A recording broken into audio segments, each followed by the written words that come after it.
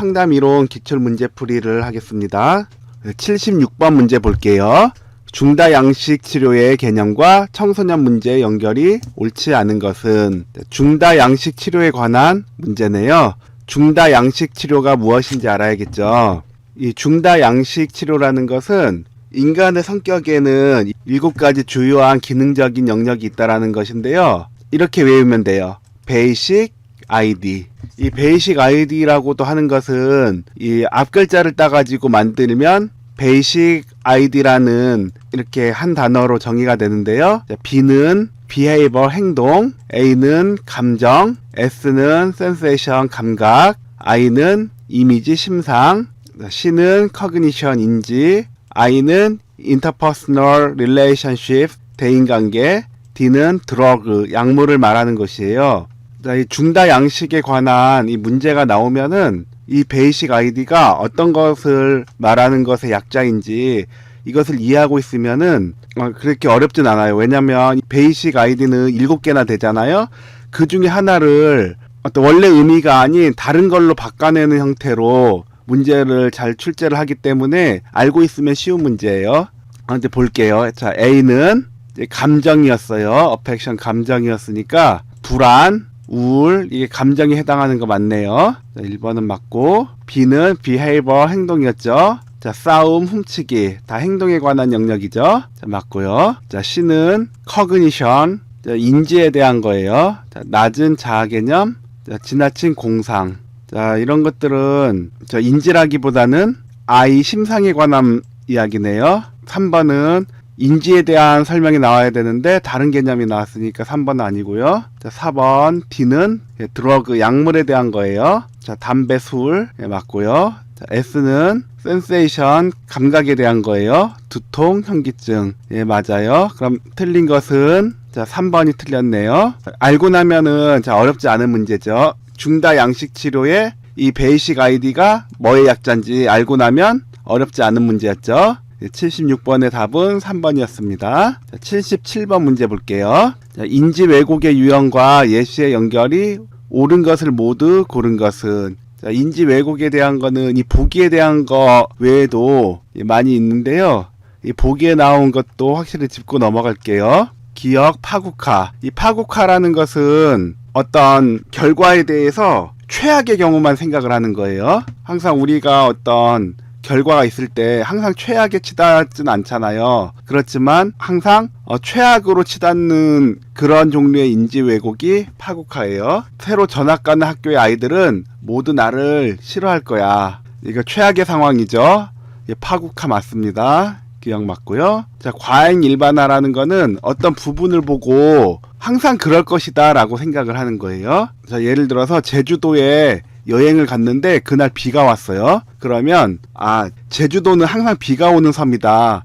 이렇게 한 가지 부분을 보고 항상 그럴 것이다 라고 생각하는 게 과잉 일반화거든요. 내용 볼게요. 오늘 동아리 모임에 불편했어. 이럴 수 있죠. 불편할 수 있죠.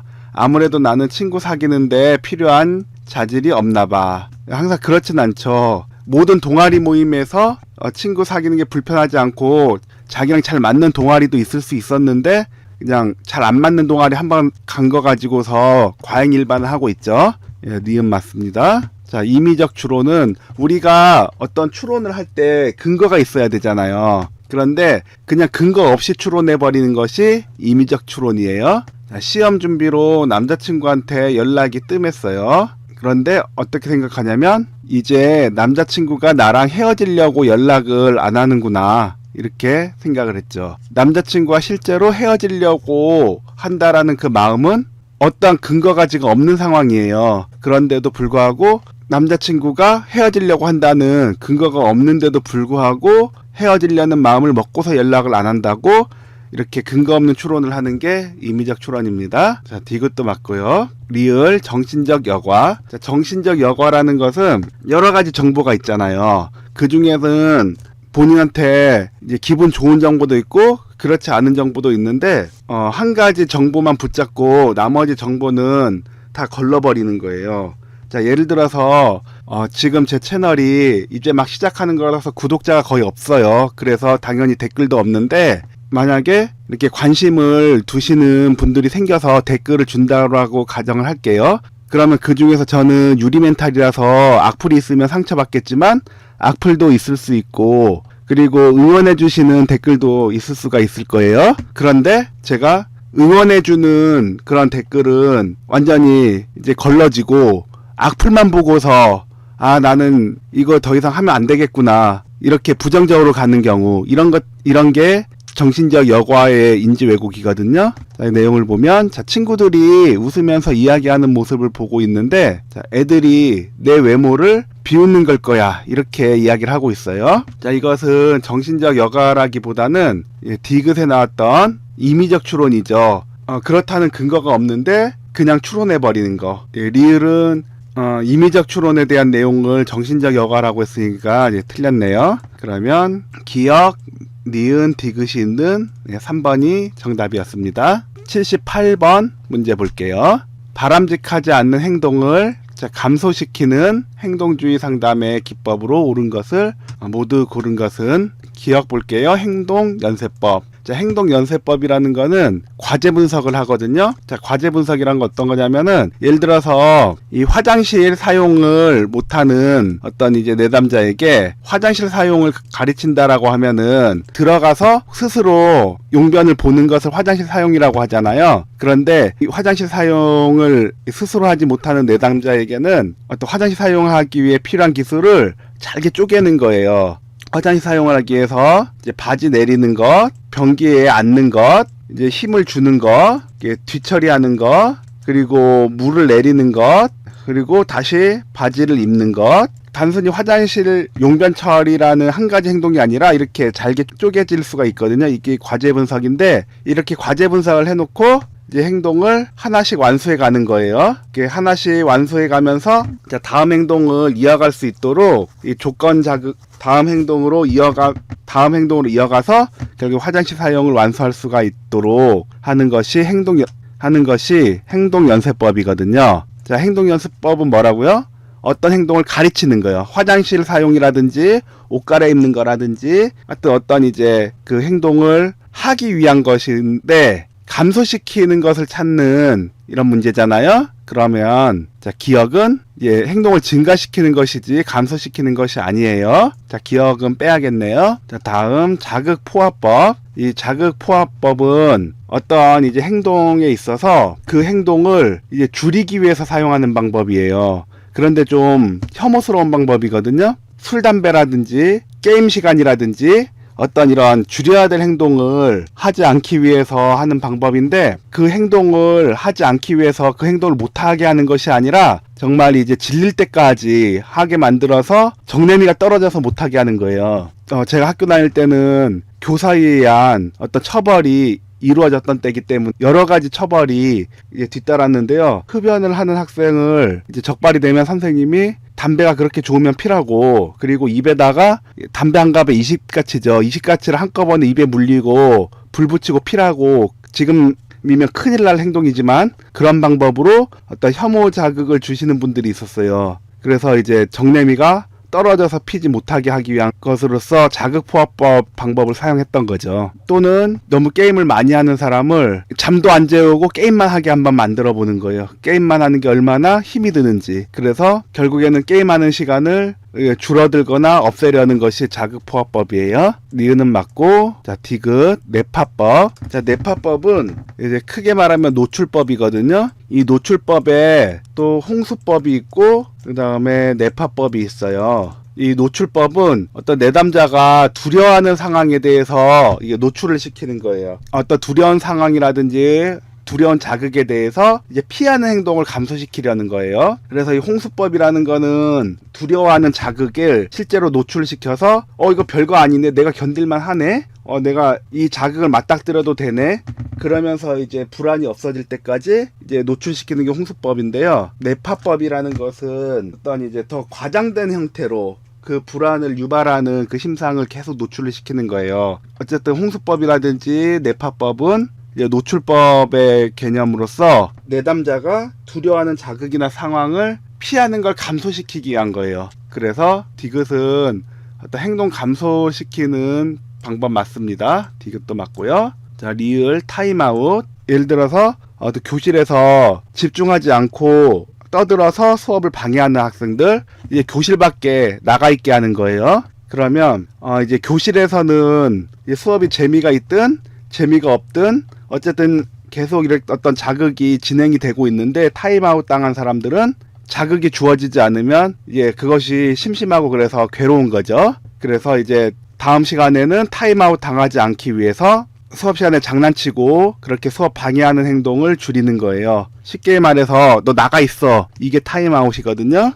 타임아웃도 이제 바람직하지 않은 행동을 감소시키기 위한 것이기 때문에 맞습니다. 그러면 행동 감소 기법으로는 니은, 디귿, 리을이니까 4번이 정답이었습니다. 79번 문제 볼게요. 다음 상담자 반응에 해당하는 해결 중심 상담의 질문 기법은, 해결 중심 상담의 질문 기법은 2021년 기출 문제 중에 35번에도 이런 해결 중심 상담의 질문 기법이 나왔어요. 그래서 다시 한번 공부를 하면은요, 해결 중심 상담은 문제를 해결하는 데 중점을 두기 때문에 굉장히 이제 엑기스적인 것만 모아둔 거예요. 그래서 문제 해결을 위한 질문이 들어가는데 그 질문이 이런 질문들이 있어요. 상담자 변화에 대한 질문, 그리고 예외 질문, 어떤 이제 문제를 이야기하는데, 그럼 그 문제가 일어나지 않은 때는 언제였습니까? 라는 질문을 통해서 내담자가 생각해 볼 수 있게 하는 것, 그리고 기적 질문, 만약에 그 문제가 해결되면 무엇이 달라져 있을까요? 라는 이제 질문 던질 수 있고요. 그다음 척도 질문, 지금 내담자가 가지고 있는 그 문제, 호소하는 문제에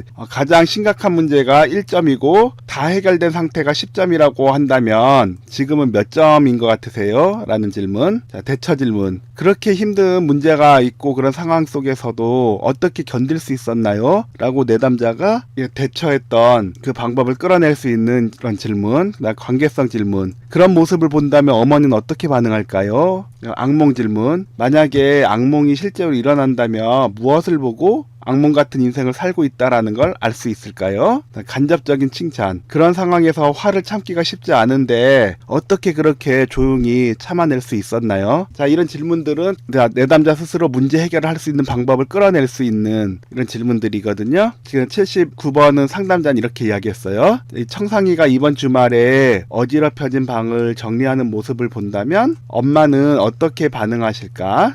이 질문 속에는 엄마는 어떻게 반응할지, 엄마가 나왔죠? 다른 사람은 어떻게 반응할지 물어보는 거는 관계성 질문이에요. 79번 문제 정답은 5번이었습니다. 80번 문제 보겠습니다. 접수 면접에 관한 설명으로 옳지 않은 것은, 접수 면접은 상담 초기에 이루어지는 것인데요. 하나씩 살펴볼게요. 1번, 상담 경력이 많은 전문가가 담당하는 것이 바람직하다. 당연하죠. 반대로 상담 경력이 적은 담당자가 담당하는 것이 바람직하다라고 하면 이상하죠. 당연히 상담 경력이 많은 전문가가 담당하는 것이 바람직하고요. 2번, 접수 면접 전에 반드시 심리검사를 실시한다. 반드시라는 것은 이런 말이 나오면 좀 의심을 해봐야 돼요. 그리고 접수 면접 전에 반드시 심리검사를 실시한다라고 했는데, 요즘 MBTI 검사가 이 대중매체를 통해서 굉장히 잘 알려져 가지고 채용시험에 자기 MBTI 성향을 이제 적어내는 그런 채용 방식이 있어서 최근 논란이 된다라고 그런 기사를 봤거든요. 만약에 기업에서 사람을 채용을 할 때 채용을 해서 그 사람의 일하는 성향을 직접 보기 전에 MBTI 성향을 먼저 받으면 선입견이 생기고 그 사람을 그 MBTI 검사 결과 그 틀 안에 집어넣겠죠. 외향형인 사람도 장점이 있고 내향형인 사람도 장점이 있는데 채용한 사람이 가지고 있는 그 틀 안에서 장점과 단점을 먼저 보고서 그 사람을 판단할 거란 말이에요.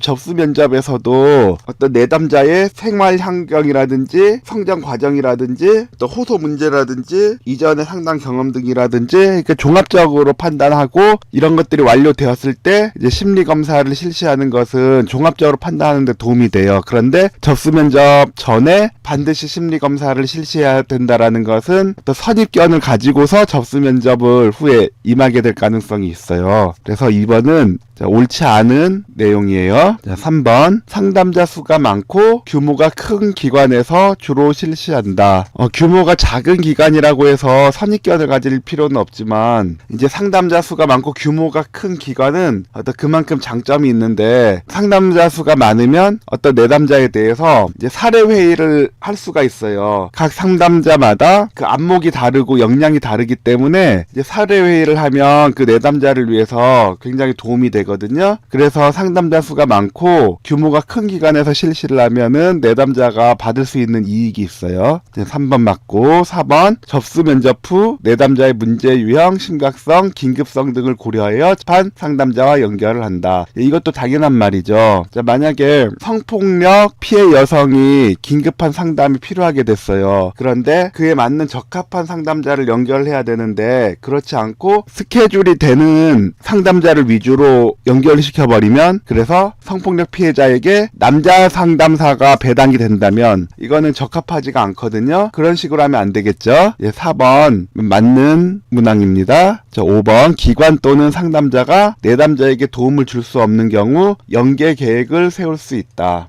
상담자가 그 내담자에게 도움을 줄 수 없는 경우에 더 적합한 곳에 리퍼하는 것도 상담자 윤리예요. 자, 쉬운 예로 조현병 환자가 왔는데 상담을 하는 것도 도움이 되지만 그 상태에 따라서 이 약물 치료가 필요할 수도 있거든요. 그런 내담자는 그 약물 치료를 할 수 있는 권한이 있는 이 정신과 상담과 연계할 수 있도록 리퍼할 수 있는 것이 또 상담자의 윤리인데 자신의 역량을 벗어나서 자기가 다 해결하려고 하면 할 수도 없을 뿐더러 상담자 윤리에도 어긋나는 거예요. 자, 5번 맞습니다. 그래서 정답은 옳지 않은 것이니까 2번이 정답이었습니다. 자, 81번 다음 내담자에게 해당하는 프로차스카와 디클레멘티의 범이론적 변화 단계 모델 단계는 자, 범이론적 변화 모델 단계에 대해서 알아볼게요. 이 상담에서 변화를 하기까지 5단계가 있다라는 건데요. 자, 이 박스 보기가 스마트폰 게임에 대한 거니까 스마트폰 게임으로 예를 들을게요. 자, 1번 숙고전 단계. 자, 내가 무슨 문제가 있어. 자, 이런 반응이 나오는 거예요. 이제 스마트폰 게임을 너무 과도하게 돼서 이제 상담실을 오게는 됐는데, 야, 엄마가 보내서 왔다? 선생님이 보내서 왔다. 그런데 그분들이 나를 이해를 못하는 거예요. 왜냐면 요즘 애들 다 스마트폰 게임 해요. 그리고 스마트폰 게임 많이 해요. 나는 문제가 없는데 이 상담실에 오게 됐어요. 자, 이런 반응을 할 수 있는 게 숙고전 단계예요. 자, 2번 다음 숙고 단계에 가면 자, 문제를 인식을 하는 거예요. 스마트폰 게임을 많이 해서 공부에 방해가 되고 잠도 많이 못 자서 늘 피곤하고 그래서 수업 시간에 엎드려 자는 일도 많아졌어요. 그런데 이 숙고 단계에서는 이 문제를 해결하고 싶어하는 의지가 부족하거든요. 왜? 게임을 하면 재밌잖아요. 문제가 있긴 하지만 이 재밌는 게임을 하지 말아야 되나요? 나는 그 게임도 계속 하고 싶은데 이런 단계가 숙고 단계예요. 자, 3번 준비 단계에 가면은 이 문제를 이제 고치려고 이제 결정을 하게 된 거예요. 그래서 이 문제를 고치려고 어떻게 해야 되는지 이 변화를 위해서 계획을 수립하고 실제로 문제를 고치기 위해서 자기 개방을 하고 준비하는 단계거든요. 그래서 이제 스마트폰 게임 중독에 대해서 벗어나고 싶어요. 선생님, 제가 어떻게 하면 될까요? 자, 이런 질문이 나올 수 있는 것이 준비 단계예요. 자, 4번 행동 실천 단계를 가면은 상담 선생님하고 이 학생이 같이 수립한 그 계획을 실천하고 그 실천한 행동을 계속할 수 있도록 또 규칙적으로 확인하고 강화하는 단계가 행동 실천 단계예요. 마지막 유지 단계 가면은 이제 스마트폰 게임을 중단하거나 줄였어요. 그 행동을 계속 유지할 수 있도록 돕는 단계가 유지 단계예요. 박스 보기 예를 볼게요. 자, 내담자가 자, 이런 반응을 보여요. 스마트폰 게임을 많이 해서 엄마와 자주 싸워요. 공부가 방해가 돼서 게임 시간을 줄이고 싶은 마음도 있지만 자, 엄마랑 싸우고 공부가 방해가 된다. 문제는 인식하고 있네요. 근데 지금처럼 게임을 하면서 스트레스를 풀고 싶은 마음도 있어요. 문제는 인식을 하지만 그 문제가 주는 즐거움을 계속 즐기고 싶은 마음도 함께 있네요. 자, 조만간 게임 시간을 줄여야 할 것 같아요. 문제가 있다라는 건 알지만 그 문제가 주는 즐거움도 완전히 버리진 못하고 하고 싶은 마음이 있잖아요. 그러면 행동 실천 단계는 아니에요. 그리고 준비 단계에서는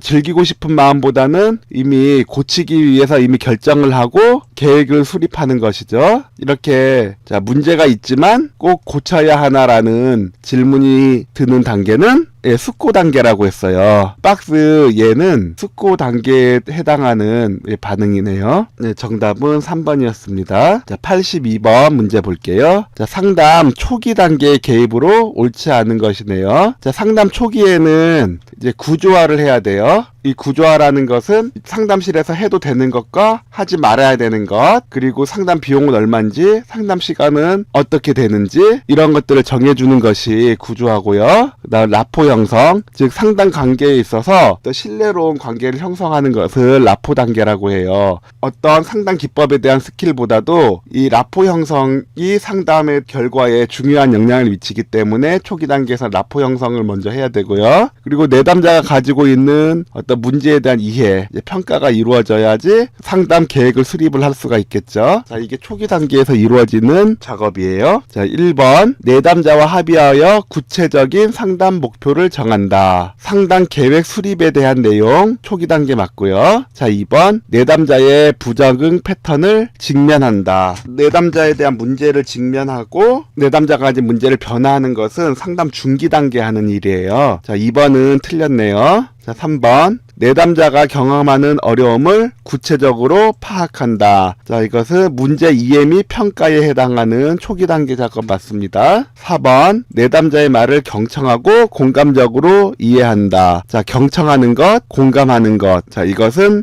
라포 형성이죠. 초기 단계 작업 맞습니다. 5번 상담 기록, 보존, 관리에 대해 내담자의 동의를 구한다. 자, 이건 구조화에 관한 내용이죠. 초기 단계 작업 맞습니다. 자, 그럼 틀린 것은 2번이니까 82번의 정답은 2번입니다. 83번 문제 보겠습니다. 직면에 관한 설명으로 옳은 것을 모두 고른 것은 상담 기법 중에서 이 직면에 대한 문제인데요. 이 직면이라는 것은 상담을 할 때 내담자가 자신의 모습을 보도록 하는 거예요. 즉 모순이 있는 자신의 모습을 직접 마주 보고서 그 모습을 깨닫고 통찰해 나가도록 하는 어떤 이제 상담에 있어서 굉장히 내담자에겐 전환점이 되는 아주 이제 중요한 상담 기법이거든요. 자, 그런데 이 직면이라는 것은 반드시 중기 이후에 해야 돼요. 우리가 어디 놀러 가서 사진을 찍고 놀고 나면 찍었던 사진을 확인을 할 때 전부 다 그 사진을 간직하나요? 건지는 사진 몇 장 없고 나머지는 다 잘못 나왔다고 해서 지우잖아요. 아니면은 이제 포토샵 처리를 하죠. 심지어는 이제 공적인 신분증에도 다 보정한 사진을 넣잖아요. 보정한 사진이 진짜 자신의 모습이에요? 아니면 그냥 찍는 모습이 더 자신의 모습과 가까워요? 제3자로서 남을 볼 때는 보정하지 않은 게 더 실제 모습인데 내 사진은 보정한 걸 넣잖아요. 이렇게 객관적인 자기 외모에 대해서도 사람들이 잘 받아들여지지가 않고 보정을 한 모습이 자기라고 보거든요. 하물며 자기 내면의 모습을 마주보게 했을 때 이것이 진짜 모습이라고 보여주면은 저항이 일어나요. 있는 그대로의 모습을 보여줬다고 해서 내담자가 바로 받아들일 수 있는 게 아니고 그렇지 않다라고 저항이 일어나기 때문에 이게 직면을 너무 빨리 하게 되면은 상담은 조기에 끝나버리게 됩니다. 그래서 이제 직면은 굉장히 중요한 대신에 내담자의 저항을 불러일으킬 수 있기 때문에 굉장히 이제 민감한 부분이에요. 직면은 실제 자신의 모습과 모순을 지적해주는 방법인데요. 가정상담을 예로 들면은 직면은 이런 식으로 불일치를 지적을 해주는 거예요. 자, 말과 말의 불일치. 자, 당신은 가정에 아무런 문제가 없다라고 말을 하고 있는데 아내한테 굉장히 화가 나 있다라고 얘기를 하고 있네요. 또는 말과 행동의 불일치.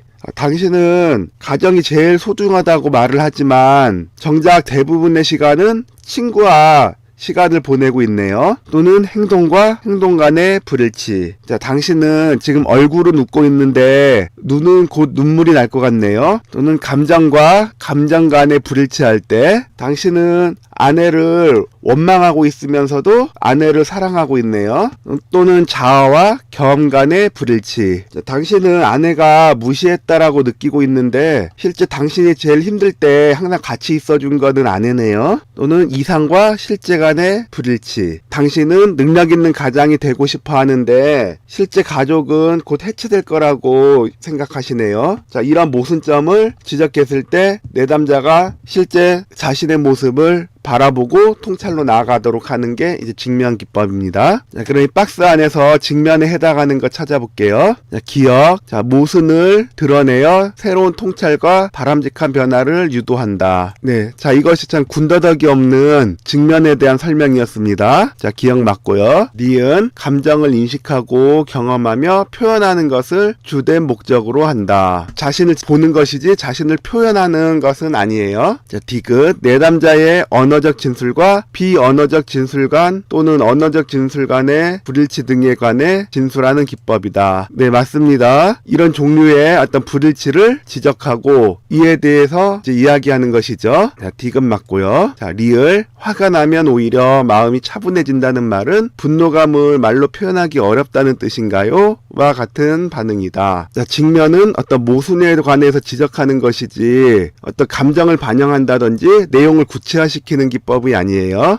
자, 리을 아니고요. 그럼 정답은 기억과 디귿이 포함되어 있는 1번이 정답이었습니다. 83번의 정답은 1번이에요. 84번 문제 보겠습니다. 다음 사례에 대한 상담자의 재진술 반응으로 옳은 것은 84번도 상담 기법에 관한 문제네요. 그 중에서 재진술에 관한 질문이었습니다. 자, 재진술이라는 것은 내담자가 어떤 이야기를 했을 때 상담자가 그 내담자가 한 그 진술을 가감하지 않고 상담자의 언어로 다시 진술하는 거예요. 그러면 내담자는 상담자가 이제 듣고 있구나라는 그런 안도감을 느끼게 될 수 있는 방법이에요. 자, 박스 안에 볼게요. 선생님, 우리 반 친구들이 저만 따돌려요. 선생님도 저만 미워하시는 것 같고요. 자, 이럴 때 반응을 보면 1번, 친구들이 너만 따돌리고 담임 선생님도 너만 미워한다는 말이구나. 반 친구들이 따돌리고 담임 선생님이 미워한다라는 것을 내담자가 얘기했는데, 자, 상담자의 언어로 다시 이야기한 것. 자, 1번이 바로 재진술이네요. 자, 2번. 선생님도 예전에 따돌림을 당한 적이 있는데 그때 많이 힘들었단다. 예, 선생님도 바로 자기 얘기하고 있네요. 자, 상담에서 자기 얘기를 하는 것이 내담자에게 도움이 된다면 자기 이야기 할 수 있어요. 자, 이것은 자기 개방입니다. 3번. 친구들이 너만 따돌린다는 말이 무슨 말인지 좀 더 이야기해 줄 수 있겠니? 내담자가 말한 것보다 내담자의 말을 더 진행시키려고 하고 있죠. 자, 이것은 상담 기법 중에 명료화 기법이에요. 4번. 담임 선생님이 어떻게 하실 때 너를 미워한다고 생각하는지 궁금하구나. 담임 선생님이 저만 미워하는 것 같아요 라고 이야기했잖아요. 어떻게 미워하는지 더 구체적으로 말해달라는 거죠. 이것은 상담 기법 중에 구체화 기법이에요. 자, 5번. 친구들이 따돌리지 않고 선생님도 너에게 관심을 가져주면 좋겠는데 그렇지 않아서 속상했겠다. 자, 이제 마음을 읽어주고 있죠. 자, 이렇게 감정을 읽어주는 것은 이제 반영 기법이에요. 그럼 재진술을 반응이 어떤 건지 찾는 것이니까, 자, 재진술 반응은 1번이네요. 84번의 정답은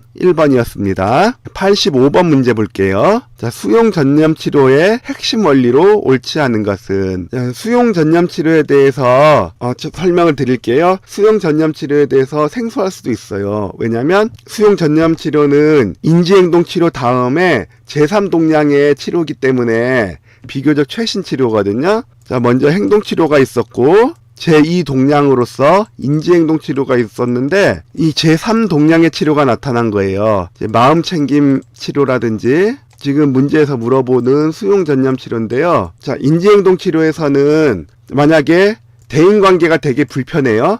그러면은 그 문제가 어디 있다라고 보는 거냐면 어떤 이제 선행 사건이 있죠. 그리고 결과가 있어요. 대중이 많은 곳에 참석해야 되는 선행 사건이 있었고 그 결과로 이 불안감이 올라왔단 말이죠. 그런데 이 문제가 어디서 발생하냐면은 이 선행 사건과 결과 사이에 사고가 있는 거예요. 사고 인지가 이 대중이 많은 곳에 가면은 사람들이 나를 깔볼 텐데 사람들이 나를 비웃을 거야. 자, 이런 사고가 작동을 해서 이 불안이라는 결과를 만들어냈기 때문에 인지행동치료에서는 이 사고를 바꿔주는 것이 인지행동치료의 목표예요. 그런데 인지행동치료에서는 사고를 바꿔줘야 했는데 제3동량의 치료에 와서는 그거 바꿔야 되느냐, 사고를 반드시 바꿔야 되는 것이냐, 그렇지 않고 그냥 인정하고 받아들이자 하는 것이 마음챙김 수용전념치료거든요. 특히 마음챙김은 어떤 이 종교적인 특성이 있는 것은 아니지만 불교의 명상법을 이제 적용시키면서 또 불교 철학이 많이 들어갔어요. 그래서 이 불교에서는 어떤 이 고통에 대해서 그거를 바꾸려고 하는 것이 아니라 이제 받아들여야 되잖아요. 그것처럼 어떤 우리가 가지고 있는 어떤 이제 부정적인 부분을 이제 받아들이는 것이 마음챙김이나 수용전념 치료예요. 예를 들어서 대중에 가서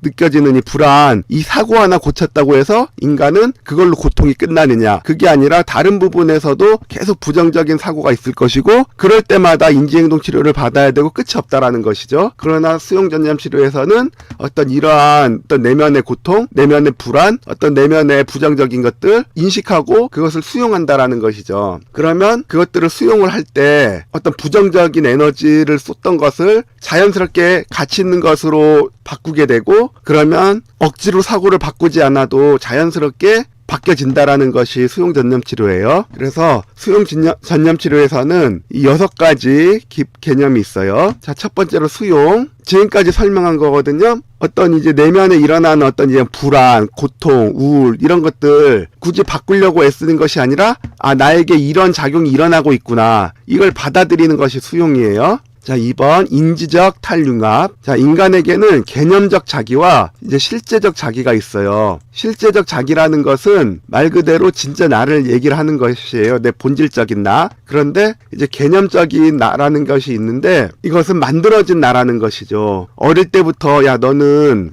똑똑한 사람이 돼야 돼. 너는 이제 정직한 사람이 돼야 돼. 이렇게 다른 사람의 가치관을 이런 사람이 돼야 해 라고 만들어졌던 것이라든지요. 또는 이제 우리가 성장하면서 여러 과정을 겪으면서 이제 받는 피드백들, 그리고 또 이제 내가 경험한 것, 나는 시험에 떨어졌어. 나는 진짜 쓸모가 없는 사람이야. 이런 어떤 좌절 경험들, 그런 것들이 나는 이런 사람이다 라는 개념적인 나를 만들어 버렸단 말이에요. 그래서 실제적인 내가 진짜 난데 이 개념적인 내 안에다가 실제적인 나를 집어넣고 이 개념적인 나와 실제적인 내가 융합이 돼서 나는 이런 사람이야 라는 이 개념적인 나가 실제적인 나라고 믿어왔던 거예요. 그러나 이것을 분리를 시키는 거죠. 이런 사람이 돼야 해. 넌 이런 사람이야 라는 어떤 평가, 이런 것들은 개념적인 나였고 나는 그렇지 않은 실제적인 나라는 것을 분리시켜주는 것이 인지적 탈융합입니다. 그리고 3번, 4번 맥락으로서의 자기, 현재 존재하기, 이거는 비슷한 개념인데요. 상담에서 많이 이야기하는 here and now, 지금 여기라고 이야기를 하시면 돼요. 그러니까 지금 올라오는 어떤 감정들이 그냥 지금 여기에서 일어나야 되는 것이거든요. 지금 여기에 집중을 해야 되는 거예요. 그런데 어떤 생각이 올라오면 내가 과거에 이랬어야 됐는데 과거에 그렇지 않았더라면, 또는 내가 지금 이러니까 미래에 어떨 거야, 이렇게 과거나 미래에 얽매여 버리거든요. 그러지 말고 지금 여기에 집중하는 것이 맥락으로서의 자기, 현재의 존재하기예요. 그리고 자, 5번. 어떻게 보면 이게 수용전념 치료에서 이제 핵심인데요. 어떤 이제 부정적인 어떤 그런 생각들이 올라올 때, 감정들이 올라올 때, 예를 들어서 불안이라는 이 감정이 올라올 때, 자, 여기에다가 가치를 두고서 너무 많은 에너지를 소진하고, 그래서 성과도 없고, 그래서 인생이 힘들어지는 거예요. 예를 들어서 사람이 많은 곳에 가면 불안해진다. 그러면 내 가치를 그 대중이 많은 곳에 가는 걸 피하는 데다가 쏟아버리는 거예요. 그래서 대중이 많은 곳을 어떻게 하면 안 갈까? 어떻게 회식 자리 빠질까? 어떻게 회의 자리 참석 안 할까? 어떻게 하교하거나 퇴근했을 때 이어지는 그 인간관계를 피할까? 이런 데다가 가치를 쏟아버리기 때문에 비생산적이고 본인도 힘든 거죠. 그러나 본인의 가치를, 어떤 것이 중요한 가치인지 그것을 만드는 거예요. 예를 들어서 비록 대인에 대한 공포증은 있지만 이 사람도 좋은 배우자를 만나서 좋은 가정을 꾸리는 이제 새로운 가치를 찾고 이 가치를 갖게 되면 비록 대중에 들어가는 것은 불안감을 불러일으키지만 정말 자기가 이제 함께하고 싶어하는 사람이 있고 그래서 그 사람과 친해져야 된다라는 가치가 있으면 이러한 불안에도 불구하고 그 사람과 친해지기 위한 어떤 노력을 하게 된다라는 거죠. 어떤 그 사람과의 또 이제 관계를 이어가기 위해서 또 생산적인 그런 일들을 전념을 하고 그래서 이게 가치만 바꿔주면은 비생산적인 것에서 이제 생산적인 활동을 하게 되고 그러면서 인지행동처럼 사고를 억지로 바꾸려고 하지 않아도 자연스럽게 바뀌어 간다라는 것이에요. 자, 다음 6번 전념행동. 자, 이렇게 가치를 바꾸면은 이제 두 가지가 있어요. 변화가 가능한 행동이냐 또는 변화가 불가능한 행동이냐 이렇게 있는데 예를 들면은 자 이거에 가정을 꾸리는데 어떤 배우자에 대한 또 가치가 생겼느냐 그럴 수 있잖아요. 그랬을 때 나랑 취미가 비슷한 어떤 그런 이성을 만나가지고 같이 여가 시간이 있으면 이제 취미 활동을 보내는 어떤 그런 친구 같은 관계를 가질 수 있는 이성을 만나고 싶다. 어떤 그런 가치가 생겼어요. 그러면은 이거 현실적이잖아요. 그럼 이제 변화를 해야 되는 거예요. 사람 있는 곳들 다 피하지 말고 많은 사람을 만나야 되기 때문에 그런 이제 사람들이 많이 모일 수 있는 그런 자리 참석하고 모든 사람과 친해질 필요가 없다. 그러나 한 사람과 깊게 만나기 위해서는 그 자리 자체에서는 있어야 된다.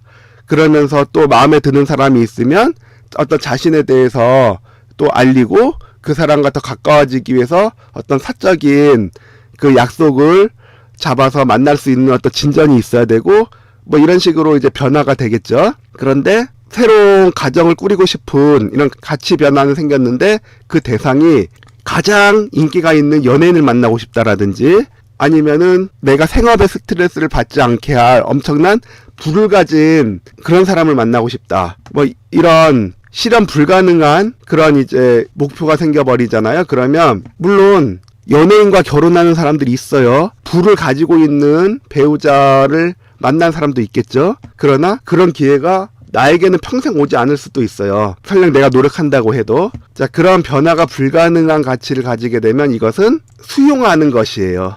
그렇게 할 수 없다라는 현실을 이제 수용하고 나 자신을 수용하는 과정이 필요한 거죠. 자, 이게 전념 행동입니다. 자, 그럼 볼게요. 수용 전념 치료 핵심 원리에 자, 가치 탐색이 있었죠. 대인관계 회피하던 데 에너지 쏘는 것에서 그래도 한 사람의 진정한 내 배우자를 만나고 싶다. 가치를 바꿔주는 거. 자, 전념 행동. 그러면은 변화가 가능한 것은 그렇게 하도록 노력하고 변화가 불가능한 것은 수용하도록 하는 거.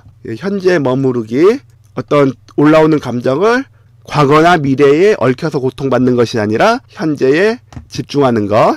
탈융합. 만들어진 개념적 자기와 실제적 자기 분리하는 것. 자, 그런데 5번 역할 변화라는 건 없었어요. 그럼 정답은 5번이네요.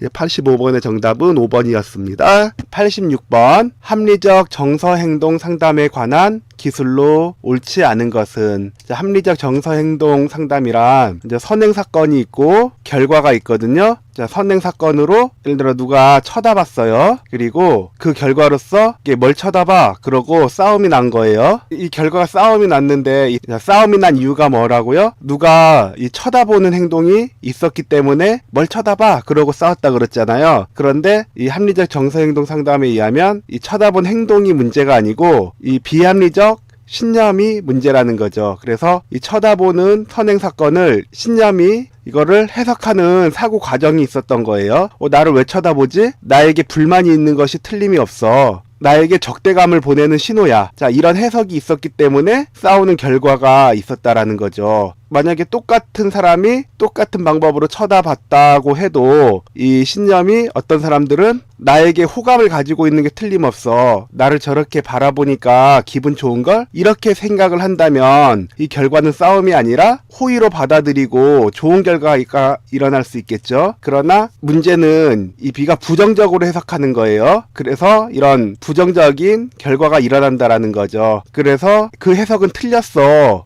라고 논박을 해주고 이제 새롭게 결과를 얻어내는 게 이 합리적 정서행동 상담이에요. 자, 1번 보면은 인간은 합리적인 동시에 비합리적인 존재이다. 무슨 얘기냐면 자, 이 이 B가 누가 쳐다보는 것에 대해서 나에게 호의가 있는 게 틀림없어 라고 합리적인 해석을 하기도 하고, 또는 나를 기분 나쁘게 쳐다봐, 나에게 적대감이 있는 게 틀림이 없어 라고 비합리적인 해석을 하기도 하거든요. 그래서 인간은 합리적인 동시에 비합리적인 존재가 되는 것이에요. 자, 1번 맞고요. 자, 2번 행동 변화의 지속을 위해서 장기 상담을 지향한다. 합리적 정서 행동에서는 자, 이 B가 문제라고 했잖아요. 예를 들어서 누가 쳐다보는 건 꼭 적대감이 있어서 쳐다보는 것이 아닌데 적대감이 있다라고 생각을 하면 이 논박을 해주고 바꿔주면 이 상담은 끝나는 거예요. 그래서 합리적 정서 행동 상담은 단기 상담이지 장기 상담이 아니에요. 그런데 장기 상담을 지향한다라고 했으니까 2번은 옳지 않네요. 3번 상담자는 지시적이고 적극적인 역할을 수행한다. 상담을 공부하다 보면은 상담은 비지시적이고 수용적이다 이렇게 배우잖아요. 그런데 그것은 상담 전체를 이야기를 하는 것이 아니고 인간 중심 상담에서의 그 상담자 역할인 거고요. 어떤 기법을 사용하느냐에 따라서 상담자의 역할이 조금씩은 달라요. 이런 인지치료라든지 합리적 정서행동 상담 같은 경우에는 상담자는 이 지시적인 역할을 해요. 그래서 이 가르쳐주는 선생님과도 같은 역할을 하는 것이고, 이 상담자가 지시적이라는 점은 특히 이제 인지적 상담에서 상담자가 지시적이라는 거는 대표적인 특징이에요. 자, 3번 맞고요. 4번 특정 장애의 원인을 구체적으로 제시하지는 않는다. 합리적 정서행동 상담에서는 어떤 비합리적 신념을 가지고 있느냐 이것이 중요한 것이지 이 사람이 어떤 유형의 장애를 가지고 있다 이렇게 진단하는 게 중요한 게 아니에요. 그래서 4번도 맞는 이야기고요. 자, 5번 내가 원하는 대로 일이 풀리지 않는 것은 끔찍하다는 비합리적 신념이다. 자, 이것은 세상이 다 내 중심으로 돌아가야 된다는 것이잖아요. 이 세상에 대한 당위성, 그 외에 나는 완벽해야 된다는 자신에 대한 당위성, 그리고 타인은 자신을 존중해야 된다는 타인에 대한 당위성, 이 세 가지가 대표적인 비합리적 신념이에요. 자, 5번 맞는 이야기고요. 자, 2번이 틀렸으니까 86번의 정답은 2번이었습니다. 87번 해결 중심 상담자의 개입으로 옳지 않은 것은, 해결 중심 상담은 집단 상담 과목에서도 나오고 상담이론 79번에서도 나오고 이제 자주 등장하는 주제죠. 해결 중심 상담은 사람을 문제로 보는 것이 아니라 문제를 문제로 바라보고 그 문제를 해결하는 것이 중점적인 거예요. 그래서 그 사람의 과거를 탐색하고 또 그 사람의 신념이 어떻고 이렇게 깊이 들어가는 것보다 당장 그 사람이 가지고 있는 그 문제를 빠르게 해결할 수 있도록 이 상담 기법들의 가장 엑기스적인 것을 이제 모아서 빠른 문제 해결을 하는 것이 특징이거든요. 자, 1번 볼게요. 문제 행동과 관련된 과거 경험을 탐색한다. 이 과거 경험을 탐색하는 것은 정신분석 상담이에요. 해결 중심 상담에서는 이 과거 경험을 탐색해서 이 문제의 근원이 어딘가 이것을 탐색하는 것보다 당장 이 사람이 가지고 있는 각종 문제, 불안이라든지 우울이라든지 이 문제를 빠르게 해결하는 것이 해결 중심 상담이기 때문에요. 시간이 오래 걸리는 과거 경험을 탐색하진 않아요. 1번은 옳지 않은 것이네요. 자, 2번 내담자의 장점과 자원을 확인하고 지지한다. 그 문제를 해결할 때 내담자가 가지고 있는 장점을 또 자원을 빠르게 확인하면 그것을 문제 해결하는데 빠르게 효과를 볼 수가 있어요. 그래서 내담자의 장점과 자원을 확인하고 지지하는 거 맞습니다. 3번 내담자가 원하는 것을 상담 목표로 설정한다. 이 해결 중심 상담에 온 내담자가 원하는 것이란 무엇일까요? 어떤 문제가 있고 그 문제를 해결하는 것이에요. 그래서 내담자가 가지고 있는 문제를 해결하는 그것을 상담 목표로 설정하는 것이 해결 중심 상담의 특징이에요. 맞습니다. 자, 4번 상담에 오기 전 변화에 대해 질문한다. 자, 79번에서도 이런 질문에 대한 문제가 있었는데요.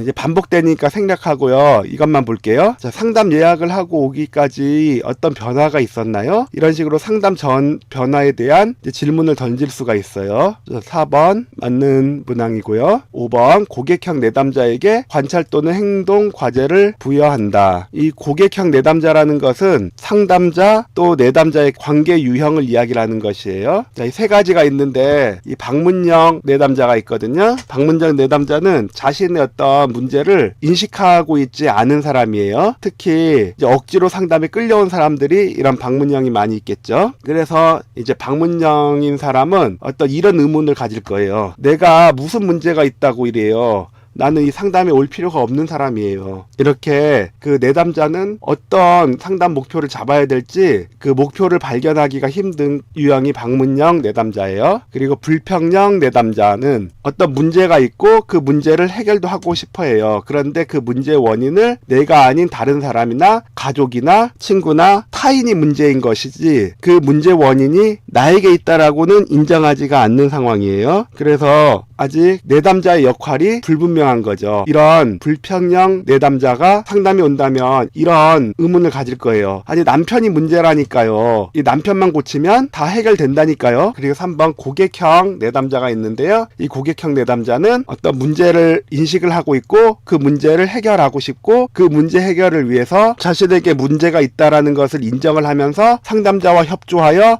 문제 해결할 의지가 있는 사람이에요. 그래서 고객형 내담자는 이런 질문할 거예요. 저의 문제를 해결하고 싶어요. 자, 그럼 이 중에서 실제로 상담이 가능할 것 같은 내담자는 고객형 한 가지 유형밖에 없는 것 같죠. 자, 그래서 5번 고객형 내담자에게 관찰 또는 행동 과제를 부여한다. 이 고객형 내담자는 자신의 문제를 인식하고 있고 상담을 통해 바꾸기를 원하기 때문에 관찰 또는 행동 과제를 부여하는 것이 가능한 것이죠. 그래서 5번 맞습니다. 그럼 87번에 옳지 않은 것은 1번이니까 정답은 1번이었습니다. 자, 88번 볼게요. 현실 치료에 관한 설명으로 옳은 것은 이것이 현실 치료에 대한 상담 전체를 하나의 그림으로 나타낸 건데요. 이게 시간이 많고 현실 치료에 대한 강의를 하는 중이라면 이것을 다 설명을 하고 싶은데 그러면은 시간이 너무 많이 걸려서 문제풀이 강의가 아닌 게 되잖아요. 최대한 그래도 문제를 풀 수 있는 만큼만 설명해 보도록 할게요. 자, 현실 치료에서는 인간을 5가지 기본 욕구가 있다라고 봐요. 사랑에 대한 욕구, 힘과 성취에 대한 욕구,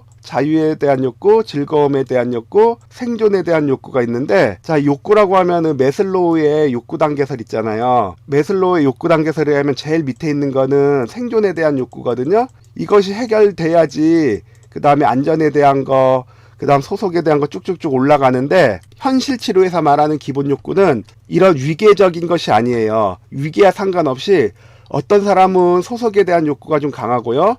어떤 사람은 생존에 대한 욕구가 강하고 어떤 사람은 자유에 대한 욕구가 강하고 그럴 수 있거든요. 그런데 이 생존에 대한 욕구는 구내로 분리를 하고 나머지 4가지는 신내로 분류를 해요. 어떤 사람은 힘에 대한 욕구가 가장 강하다고 가정을 할게요.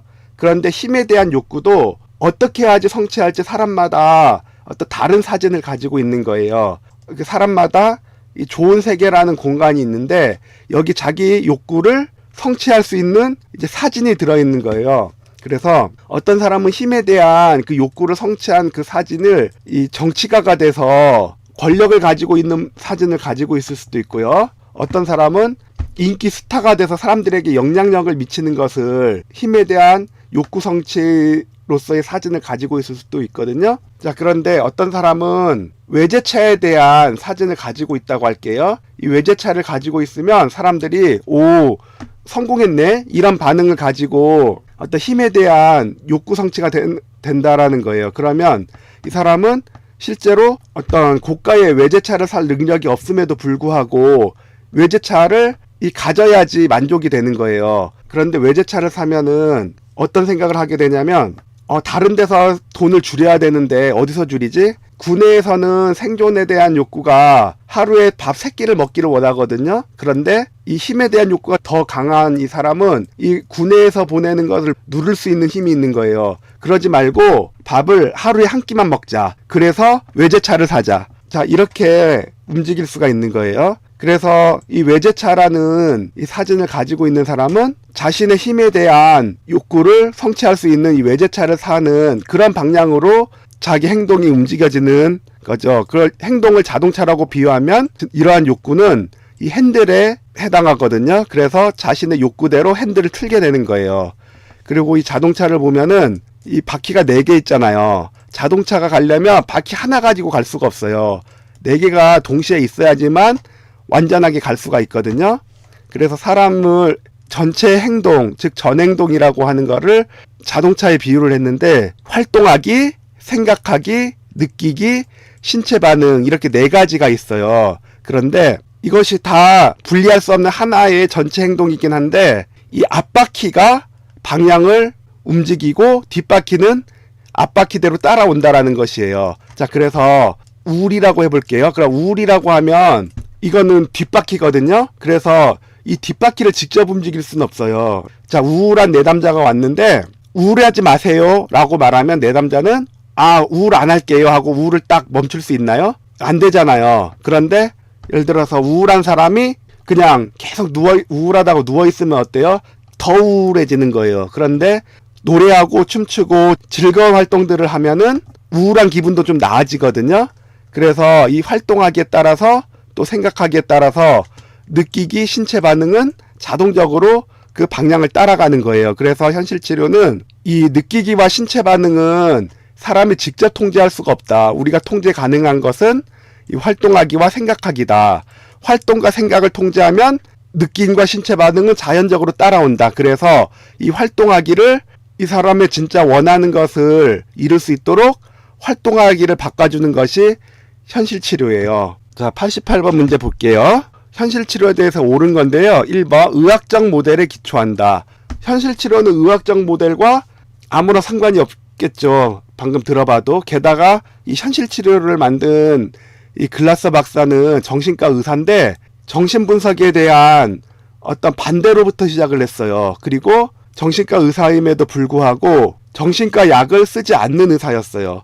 그 의학적인 부분에 대해서 굉장히 어떤 불신이라 해야 될까? 혐오라고 해야 될까? 그런 부분들이 좀 드러나거든요. 이 현실치료는 의학적 모델과는 관계가 없습니다. 2번, 생존의 욕구는 신내에서 유발된다. 생존의 욕구는 구내에서 유발되고 구내에서 유발되는 건 생존의 욕구 하나밖에 없어요. 신내에 더 큰 욕구가 있으면 이 생존의 욕구가 원하는 것보다 이 신내에서 원하는 거를 더 성취하기 위해서 이제 행동이 움직여지기도 합니다. 자, 이건 거꾸로 됐으니까 틀렸고요. 3번, 내담자의 과거 또는 미래 행동에 초점을 맞춘다. 아니에요. 현실치료라는 이름부터가 굉장히 지금 현실을 강조할 것 같죠. 이 과거와 미래가 아니라 지금 무엇을 하고 있는가, 그 행동이 자신의 그 욕구, 바램을 성취하는데 도움이 되는가, 도움이 되지 않는다면 무엇이 도움이 되는가, 지금 초점을 맞추는 것이 현실치료고요. 과거와 미래 행동에 초점을 맞추는 게 아니에요. 틀렸고요. 기본 욕구는 상호 갈등적이고 대인 갈등적이다. 자, 다 그런 건 아닌데 서로 갈등이 될 수 있는 욕구가 있어요. 예를 들어서 힘에 대한 욕구가 강한 남자와 소속에 대한 욕구가 강한 여자가 결혼을 했어요. 그런데 회사에서 연락이 온 거예요. 힘에 대한 욕구가 강한 사람은 회사에서 연락이 와서 지금 일요일인데 회장님이 오늘 이사 가는데 와서 좀 도와. 그러면 힘에 대한 욕구가 강한 사람은 이거 기회다. 회장님한테 잘 보여가지고 빨리 승진할 수 있는 기회다. 말할 필요 없이 이거는 당장 해야 되는 것이다. 이렇게 나오는데, 소속에 대한 욕구가 강한 사람은 아니 아들하고 오늘 물놀이 가기로 약속했잖아요. 우리 가족끼리 시간인데 일요일날 꼭 회사 가야 돼? 그 의무도 아니잖아. 이렇게 나오거든요. 그러면 이게 갈등이 되는 것이죠. 그리고 생존에 대한 욕구가 강한 사람들은 돈이 있으면 이게 저축을 해야 돼요. 수중에 돈이 하나도 없다? 그러면은 불안하거든요. 그런데 이 자유에 대한 욕구나 즐거움에 대한 욕구가 굉장히 강한 사람들은 돈이 있으면 놀고 싶어 해요. 여행 가고 싶어 하거든요. 여행 가고 싶으면 돈이 필요하잖아요. 그러면은 여행 한번 갔다 오면은 돈을 많이 쓰죠. 이 부부가 둘 다 여행을 좋아하면 상관이 없는데, 한 명은 생존에 대한 욕구가 강해서 저금을 해야 되고, 한 명은 자유와 즐거움에 대한 욕구가 커서 여행하는 걸 좋아하면 이것도 갈등이 되는 거예요. 이런 식으로 기본 욕구는 상호 갈등적이고 대인 갈등적일 수가 있기 때문에 4번 맞습니다. 자, 5번. 전행동 중 행동하기와 느끼기는 직접적으로 통제할 수 있다. 전행동 중에서 활동하기, 생각하기는 직접 할 수가 있어요. 자, 팔을 올려보세요. 활동하기 우리 할 수 있죠? 자, 우리가 맛있는 거 한번 생각해 보세요. 생각하기 되죠? 자, 우울해 보세요. 지금 혹시 우울하신 분 계시면 즐거워 보세요. 이게 되나요? 안 되죠? 느끼기 안 되는 거예요. 자, 지금 머리가 아파 보세요. 또 지금 머리가 아프신 분 있으면 머리가 안 아파 보세요. 이거 직접 통제되나요? 안 되죠. 행동하기와 생각하기는 직접적으로 통제를 할 수 있는데 이 느끼기와 신체 반응은 통제가 불가능하기 때문에 이건 틀린 문항이에요. 옳은 것은 4번이네요. 88번의 정답은 4번이었습니다. 89번 문제 보겠습니다. 정신분석에 관한 설명으로 옳지 않은 것을 고르는 것인데요. 정신분석하면 바로 떠오르는 게 이 무의식이거든요. 이 빙산으로 비유를 하는데 우리가 의식하는 것은 빙산의 일각일 뿐이고 그 밑에 깔려있는 무의식을 굉장히 중요한 인간의 행동을 결정하는 굉장히 이제 중요한 부분으로 보고 또 치료도 이 무의식을 통해서 심리치료나 심리상담을 하거든요. 자, 의식은 뭐예요? 용어 그대로 우리가 의식할 수 있는 것. 내가 무엇을 보고 있는지, 무엇을 느끼고 있는지, 무슨 생각을 하고 있는지, 무슨 계획을 하는지 용어 그대로 의식할 수 있는 것이고요. 그 다음에 무의식은 우리가 기억할 수 없는 것. 여러분들 1살 때 기억, 2살 때 기억 하는 분 계시나요? 어떤 분들은 자기 인큐베이터에 있었던 기억이 난다라고 얘기하는 사람도 있는데 그건 믿을 수가 없어요. 대부분 1살, 2살 기억 못 하잖아요. 그렇다고 해서 그 뇌의 어느 부분에 기억이 싹 없어졌을까요? 그러진 않고 이 뇌의 어느 부분인가는 저장이 돼 있을 거예요. 그러나 우리가 기억할 수 없는 부분들, 이것이 무의식이에요. 자, 전의식은 무의식처럼 기억을 할 수 없는 부분이긴 한데 어떤 그 기억할 수 있는 단서가 주어지거나 상황이 주어지면 이게 기억할 수 있는 거. 예를 들어서 오랜만에 어떤 친구를 만났어요. 근데 그 친구가 누군지 기억이 안 나는 거예요. 그 친구는 나에 대해서 야 오랜만이다 막 그러는데 근데 누구였더라? 그러면 나 학창시절 때 꽃돼지 너 내가 맨날 네 도시락 얻어먹었다고 나보고 돼지라고 해서 차라리 내가 꽃돼지라고 부르라 그랬잖아. 너 기억난다. 이렇게 떠오르는 거 있잖아요. 이런 게 전의식이에요. 이 정신분석의 창시자인 프로이드는 인간의 성격 발달을 구강기, 항문기, 남근기, 잠복기, 이 성기기를 거쳐서 성격이 형성된다라고 보는데 특히 이 구강기부터 남근기까지 이때 형성된 성격이 그 나머지를 좌우한다고 보기 때문에 정신분석은 인간을 볼 때 결정론적이라고 해요. 그래서 정신분석 치료를 하면은 내가 지금 대인관계에 문제가 있어요. 그러면 이 대인관계에 대한 문제를 지금 내가 처해진 상황에서 이 문제를 찾는 것이 아니고 이 무의식으로 내려가서 어떤 일이 무의식 속에 깔려 있길래 현재 대인관계가 문제가 있는가 이렇게 가는 것이거든요. 부모님과의 관계, 특히 이 구강기부터 남근기 시기에 있었던 대인관계, 여기서 어떤 충격적인 일은 없었는가, 거절당한 일은 없었는가, 이런 것들을 무의식 속을 탐색해서 현재의 대인관계에서 이제 고착된 부분들이 계속 반복되고 있다라는 것을 알고 그걸 통찰하는 것이 정신분석 치료예요. 또 한 가지 정신분석에서 이제 하는 얘기가 원초화, 이드라고도 하고요. 그 다음에 자아, 초자아가 있는데 이 원초화는 이 본능적인 것, 그리고 초자아는 이제 도덕적인 것인데 이 자아가 그 사이에서 현실 원리를 따르거든요. 그런데 이 원초화가 강한 사람들은 뭐 폭력적인 행동이라든지 쾌락적인 행동들, 이런 행동들을 더 하게 되고 초자아가 더 강한 사람들은 이제 굉장히 엄격한 도덕적인 잣대를 가지고 행동을 하는데 자아가 그 균형이 안 맞고 원초화가 너무 크면은 너무 이제 공격적인 그런 성격을 갖게 되고요. 초자아가 너무 강하면 옆에서 맨날 잔소리하는 사람 옆에 두는 것 같아서 어떤 신경증에 걸리기가 쉬워요. 그래서 이 부분도 성격에 대한 탐색하는 부분이에요. 자, 그럼 정신분석에 대해서 옳지 않은 거 찾아볼게요. 자, 1번 인간은 과거 경험에 영향을 받는 존재이다. 자, 인간은 이 무의식, 어렸을 때 거절당했던 일들이 무의식 속으로 들어갔다가 그 패턴이 현재 대인관계에 그대로 나타나는 거예요. 또한 어떤 사람이 불안이 굉장히 높다. 그 불안을 일으키는 그 원인을 이 무의식 속에서 찾는 거거든요. 그래서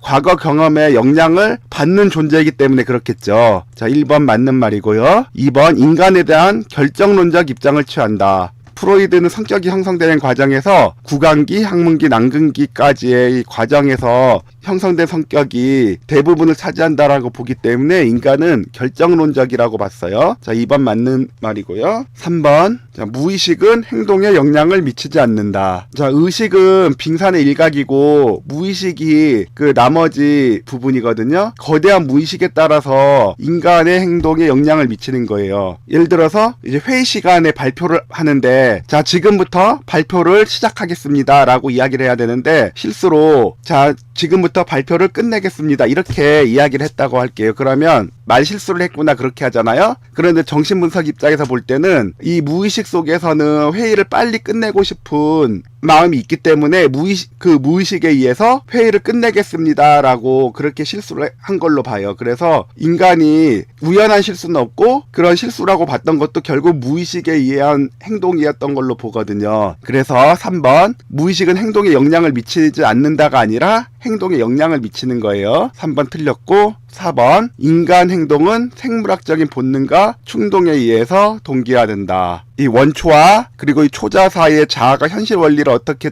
따르느냐, 이 원초화라는 충동과 이 초자라는 이 도덕 원리 사이에서 이 자아가 현실 원리를 따라서 행동을 하거든요. 그래서 4번 본능과 충동에 의해 동기화되는 게 맞습니다. 자, 5번 의식 수준을 의식, 전의식, 무의식으로 구분한다. 예, 설명했죠. 의식 용어 그대로 우리가 의식하는 거, 무의식 우리가 기억할 수 없는 것, 전의식 평소에는 의식하지 못하다가 어떤 단서나 상황이 맞아들여지면 기억이 나는 거. 네, 5번 맞는 말입니다. 자, 옳지 않은 것은 3번, 89번의 정답은 3번입니다. 자, 90번 문제 볼게요. 개인 심리학의 상당 기법으로 옳은 것을 모두 고른 것은. 자, 개인 심리학은 이것도 한 정신분석 학파의 한 종류이긴 한데 프로이드는 인간의 성격을 원초와 자아, 초자 그리고 그 갈등 관계를 가지고 설명을 하는데 이 아들러는 그렇게 설명을 하질 않고 이 자신만의 독특한 생활 양식이 있고 그 독특한 생활 양식에 의해 자기 삶의 목표를 설정하고 이 전체성과 통일성을 형성하는 존재로 보거든요. 그래서 이 프로이드처럼 인간을 결정론적으로 보는 것이 아니라 목적론적인 관점에서 보는 거예요. 이 개인 심리학의 상당 기법 중에서 이제 옳은 것을 고르는 것인데요. 자, 하나씩 살펴볼게요. 자, 단추 누르기라는 것은 자, 이렇게 해볼게요. 자기가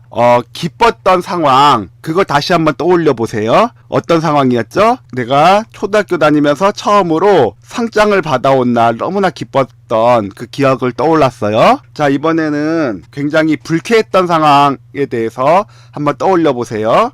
그랬더니 중학교 때 자기가 하지 않았는데 누명을 써가지고 굉장히 반 친구들로부터 비난을 받았던 어떤 사건이 있었어요. 그 사건이 이렇게 누명 쓴 사건이 이제 생각났어요. 그러면 상장 받았던 그 상황을 생각하는 이 단추를 하나 만들고 이 누명 썼던 그 상황을 떠오르는 단추를 만드는 거예요. 그래서 자, 이 단추를 누르면 이 상황이 떠오르면서 기분이 좋아지죠. 그리고 이 단추를 누르면 누명 썼던 그 상황이 생각이 나면서 기분이 불쾌해지죠. 자, 이렇게 단추를 만들어서 눌러봄으로써 자기 기분이 좋아졌다 나빠졌다 하잖아요. 이렇게 자기가 스스로 기분이 좋아질 수도 있고 나빠질 수 있다라는 거, 이 사실을 통제할 수 있다라는 것을 느껴보는 것이 단추 누르기예요. 이것은 개인 심리학의 상당 기법이거든요. 자, 기억은 단추 누르기 개인 심리학의 상당 기법 맞아요. 자, 2번 자유연상. 자, 자유연상이라는 거는 그냥 떠오르는 거 자유롭게 막 연상을 하는 건데, 자, 예를 들어서 자, 여기 어떤 빨간색이 있고 초록색이 있고 자, 파란색이 있어요. 자, 이 중에서 하나 골라보세요. 그랬더니 빨간색을 골랐어요. 그럼 이 빨간색에 대해서 생각나는 거는 뭐든지 한번 적어보세요. 그랬더니 불이 연상되고요. 피가 연상되고 그 다음에 자기가 좋아했던 파워레인저 빨간색 캐릭터가 연상되고요. 이렇게 그냥 자유롭게 연상을 하는 거예요. 그럼 자, 불에 대해서 또 생각나는 걸 다 한번 떠올려 볼게요. 어떤 경험이든지 그냥 생각나는 거라든지 자유롭게 한번 떠올려 보세요. 그랬더니 제가 학교 다닐 때 불장난하다가 아버지한테 들켜서 엄청나게 맞은 적이 있어요. 진짜 정말 심하게 맞았어요. 이런 기억. 우연히 하굣길에 어떤 상점에 불이 나서 소방관들이 불 끄는 것을 본 적이 있어요. 너무 임팩트가 강해서 나도 소방관이 되고 싶었어요. 이런 기억. 야영을 갔는데 고기 구워 먹다가 갑자기 불이 안 나왔어요. 그래서 고기를 먹을 수가 없어서 우리 조만 다른 조에다가 먹을 것을 동냥하러 다녔어요. 이런 자기 기억들을 막 떠올려 보는 거예요. 이렇게 꼬리에 꼬리를 물고 자유롭게 떠올리는 건 뭐냐면 이 무의식에 있는 것들을 이 의식화, 무의식에 있는 것들을 의식으로 끄집어내기 위한 작업들이거든요. 그래서 이 자유현상을 하는 것은 개인 심리학이 아니고 정신분석의 상당 기법이에요. 그래서 니은은 아니고요. 자, 디귿 스프의 침뱉기. 스프의 침뱉기라는 건 뭐냐면 스프는 먹을 수 있는 것이죠. 그리고 침을 뱉으면 아무리 맛있게 만든 스프라도 침 한번 뱉음으로 말미암아 먹을 수가 없게 돼버려요. 뭐 비위가 좋은 사람은 먹을 수 있을지도 모르지만 일반적으로는 먹을 수가 없게 돼버리는 거예요. 자, 그래서 이 스프의 침뱉기라는 것은 어떤 내담자가 반복적으로 어떤 자기 파멸적인 행동을 하면 그 동기를 찾아내서 그것이 매력적이지 못한 행동으로 만들어버리는 거예요. 그래서 그 행동을 하지 않도록 하는 게 스프의 침뱉기 행동인데 이것도 개인 심리학의 상당 기법이에요. 자, 개성화 작업. 개성화 작업이라는 것은 이거는 융의 분석 심리학에서 나오는 얘기거든요. 이 분석 심리학에서 보면은 이 페르조자라는 자신의 어떤 가면을 찾고 그리고 그 자아가 자신의 어두운 부분, 이제 그림자를 직면하고 남자에게 있는 여성성 아니마, 여자에게 있는 남성성 아니무스를 또 직면하고 그럴 때 이 자아가 자기 셀프라는 자기를 만났을 때 이거를 이제 개성화라고 이야기해요. 이게 융의 분석 심리학의 상당 목표거든요. 이 개성화 작업이라는 것은 분석 심리학의 상당 기법이기 때문에 이을은 틀렸고요. 미음 과제 설정하기. 자, 이것은 과제를 내줌으로써 이 과제를 수행했을 때 자신감이 충만해지고 성공 경험을 쌓게 하는 그런 기법이에요. 과제 설정하기라고도 하고 과제 부여하기라고도 하거든요. 자, 이것도 개인 심리학의 상당 기법이 맞아요. 그럼 개인 심리학의 상당 기법으로 옳은 것은 기억, 디귿, 미음이 있는 3번이 정답이네요. 90번의 정답은 3번이었습니다. 자, 91번 문제 보겠습니다. 자, 실존주의 상담에서 보는 인간의 궁극적인 관심사를 모두 고른 것은 실존주의 상담이라는 것은 상당 기법이라기보다 어떤 철학에 더 가까워요. 즉 정신분석에서는 이 원초아가 보내는 어떤 충동 그리고 이 초자가 보내는 어떤 이제 도덕적인 그런 원리들 그 사이에서 자아는 끊임없이 갈등을 하는데 인간은 이런 충동에 의해서 움직이는 존재라는 것을 반대했고요. 그리고 행동주의에서는 자극이 있으면 그거에서 반응을 하고 이 자극에 반응하는 대로 이제 학습이 되는 존재로 보는 것이 행동주의인데 동물처럼 자극에 반응해서 학습된 대로 살아가는 그런 것이 인간이 아니다. 어떤 기존의 지배적이었던 정신분석이나 행동주의의 이런 상당 이념을 반대를 한 게 실존주의거든요. 그래서 이 실존주의 상담은 어떤 기법을 가지고 상담하느냐보다 인간을 어떤 존재로 보느냐. 자, 이것의 비중이 커요. 자, 인간이 처한 실존 상황의 주된 조건으로 실존주의 상담에서는 네 가지를 보거든요. 죽음, 고독, 무의미, 자유. 이렇게 네 가지인데 저는 이거를 외울 때 이렇게 외웠거든요. 죽고 나면 자유도 무의미해. 이 두 개는 한 글자만 따가지고 자, 죽고 나면 자유는 무의미해. 이렇게 외웠어요. 그런 문제를 풀 때 볼게요. 자, 자유. 죽고 나면 자유는 무의미해. 자유 있었잖아요. 기억 맞고. 자, 우울은 없었고요. 죽고 나면 할 때 고독 있었고요. 자, 리비도는 정신분석에서 말하는 성격 형성 과정에서 이 구강기, 항문기, 난근기, 잠복기, 이제 성기기 이렇게 있는데 여기서 인간의 어떤 성적인 에너지가 처음에는 구강에 있다가 항문, 그 다음에 남근으로 성적인 에너지가 넘어갔다가 잠복기엔 좀 잠잠하고 그리고 이제 다시 이제 성기에 성적인 에너지가 몰리면서 이런 성격 형성이 된다라고 하는데 그 성적 에너지를 이제 리비도라고 이야기를 해요. 전혀 상관없는 내용이 나온 거죠. 그리고 인간이 죽고 나면 자유는 어떻다고요? 무의미하다고요. 무의미. 자, 그럼 기억, 디귿, 미음이 포함된 3번이 정답이네요. 91번의 정답은 3번이었습니다. 92번 문제 볼게요. 인간중심 상담자의 진솔성에 관한 설명으로 옳지 않은 것은 인간중심 상담 기술에는 이 세 가지가 있거든요. 이거 상담자의 기본 자세가 될 수 있기 때문에 굉장히 기본이 되는 그런 태도예요. 일치성, 공감적 이해, 무조건적인 존중 이렇게 세 가지인데요. 92번 문제는 일치성에 관한 문제죠. 다른 말로는 진실성이라고도 해요.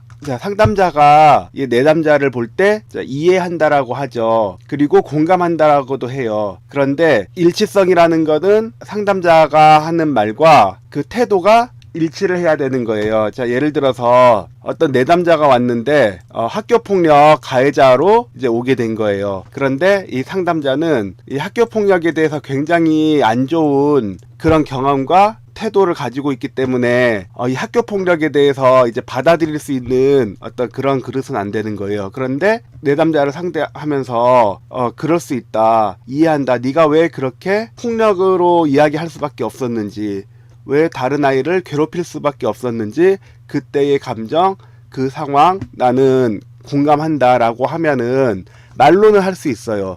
그러나 이 내면에서는 여전히 그 학교폭력 가해에 대해서는 경멸하고 있단 말이죠. 그러면 그것은 진실하지가 못한 거예요. 일치성이 없는 것이죠. 그랬을 때 이 상담은 내담자를 변화시킬 수가 없는 거예요. 자, 반면에 공감한다, 이해한다라고 그렇게 하지 않더라도 그 상담자가 가지고 있는 그만큼만 진실하게 이야기해줘도 내담자는 그 진실성을 느끼고 변화할 수가 있거든요. 자, 그럼 문항을 살펴볼게요. 자신의 경험과 자기를 일치시킬 수 있어야 된다. 학교 폭력에 대해서 굉장히 경멸하는 마음을 가지는 사람이 이 겉으로는 학교 폭력 가해자에 대해서 공감할 수 있으려면 실제로 그 학교 폭력 가해자를 진심으로 공감할 수 있는 그 진솔성이 있어야 되겠죠. 자, 1번 맞고요. 2번 자신을 부정하지 않고 자기 자신으로 존재한다. 자, 상담자가 자신의 그릇이 어느 정도인지 알아야 돼요. 이것을 넘어서서 하려는 상담은 진솔성이 떨어지기 때문에 그 내담자를 변화시킬 수 있는 상담의 효과가 없는 것이에요.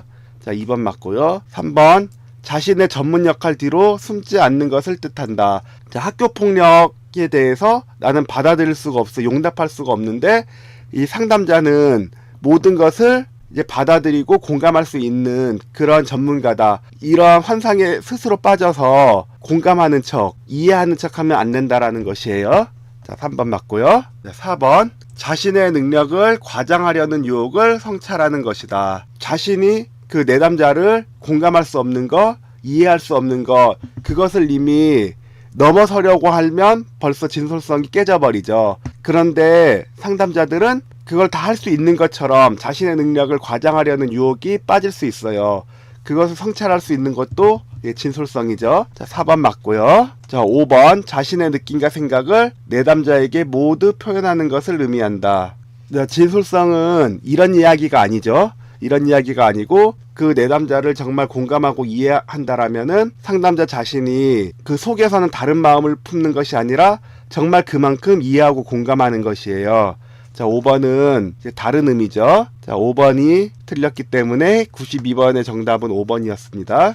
자, 93번 문제 볼게요. 다음에 해당하는 게슈탈트 상담 기법은, 게슈탈트라는 것은 이 전체를 말하는 것이 있거든요. 자, 어떤 그림에서 자, 이 컵이 있다고 가정을 할게요. 그러면 이 컵은 정경이 되는 것이고 이 배경이 있기 때문에 이 정경인 이제 컵 그림이 나오는 것이거든요. 그래서 배경과 정경은 이제 별개의 것이 아니라 이렇게 통합돼서 봐야 된다라는 것이에요. 그래서 게슈탈트 상담은 주로 어떤 미해결 과제가 배경에 있고 이 미해결된 과제가 이 정경으로 떠오르면 현재 영향을 미치기 때문에 이 정경에 있던 미해결 과제가 해결되면 다시 있던 통합된 삶을 살 수 있다라는 것인데, 그래서 게슈탈트 상담은 과거나 미래보다 지금 현재에 초점을 맞추고 이 통합에 초점을 맞추는 것이에요. 자, 볼게요. 1번 실험이라는 것은 게슈탈트 상담에서 어떤 이제 창의적인 방법으로 실험을 해보는 것인데, 예를 들어서 상상을 사용해서 경험을 만들어내는 거예요. 예를 들어서 야, 사막에 홀로 있는 것 같아요 라고 하면은 그럼 실제로 사막에 있다고 생각하고 마음속으로 상상해 보세요. 자, 어떤 걸 경험하시나요? 자, 이렇게 하는 거, 또는 어떤 이제 부부간의 대화가 단절된 경우에 이걸 해결하려고 그러잖아요. 그런데 전혀 다른 방법으로 시도를 해보라고 하는 거예요. 자, 그랬을 때에 자신의 삶을 깊이 알아차리게 하는 것이거든요. 자, 그것이 게슈탈트 상담 기법 중에서 실험이에요. 자, 2번 꿈 작업. 꿈 작업은 정신분석에서도 꿈 분석을 굉장히 중요하게 보는데, 정신분석에서는 이 빙산의 일각이 의식이고 그 밑이 무의식인데 무의식이 훨씬 크고 삶을 지배하기 때문에 이 꿈은 무의식이 반영된 거고, 그 꿈 분석을 통해서 이 무의식에 있는 것을 의식으로 올라오게 하는 이 의식화 작업을 하는 게 꿈 분석이거든요. 그런데 게슈탈트 상담은 정경과 배경이 있고 이 통합 통합 작업을 하는 게 게슈탈트 상담이기 때문에 의미가 좀 달라요. 여기서의 꿈 작업은 어떤 자신의 어떤 이제 부정적인 부분들을 꿈이라는 곳으로 이제 투사를 하는 거예요. 그래서 꿈이라는 곳으로 이제 투사된 자신의 어떤 부정적인 부분들을 알아차림으로 말미암아 실제 자기가 통합되는 그런 작업을 하는 게 꿈 작업이에요. 그리고 바디 스캔이라는 것은, 자, 바디라는 거는 한국말로 이제 몸이죠. 즉 냄새 맡고 만지고 보고 이런 어떤 몸을 통해서 환경과 사물을 지각하고 그것을 통합해 나가는 것이 바디 스캔이에요. 4번 험담 금지하기. 자, 여기서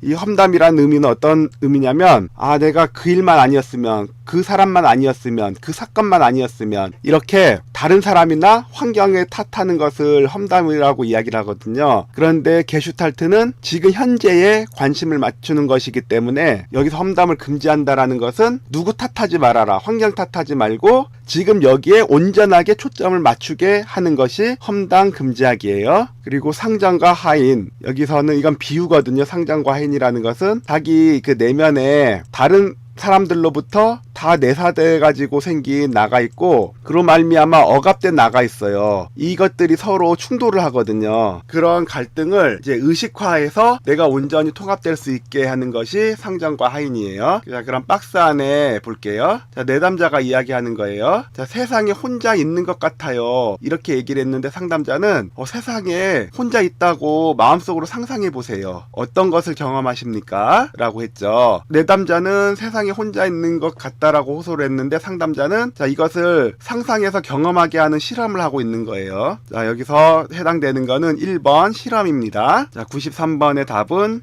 1번 실험이네요. 자, 94번 다음 대화에 해당하는 교류 분석의 유형은, 자, 이 교류 분석 중에서도 이 대화에 관한 것이죠. 자, 어머니가 물었어요. 자, 지금 몇 시니? 아들, 자, 11시요. 이렇게 대답을 했거든요. 그 전에 이 교류 분석 유형에 대해서 잠깐 설명드릴게요. 그게 상보교류, 교차교류, 자, 이면교류 이렇게 세 가지가 있는데, 상보교류는 이 대화를 할 때 묻고자 하는 것과 답하는 것이 원하는 대로 흘러가는 거예요. 그래서 이 대화에는 문제가 없어요. 궁금한 게 어머니가 몇 시냐고 물어봤어요. 지금 몇 시니? 그랬더니 아들이 말했죠. 자, 11시요. 잘 대답한 거죠. 자, 상보교류에서는 이렇게 묻는 것과 대답하는 것이 이제 부드럽게 흘러가거든요. 자, 그런데 교차교류는 대화에서 질문을 했으면 그 기대되는 답이 있잖아요. 그런데 기대했던 답이 아닌 전혀 다른 당황스러운 답을 하는 거예요. 그렇게 되면 이제 대화는 단절되게 되는 것이에요. 예를 들어서 어머니가 지금 몇 시니?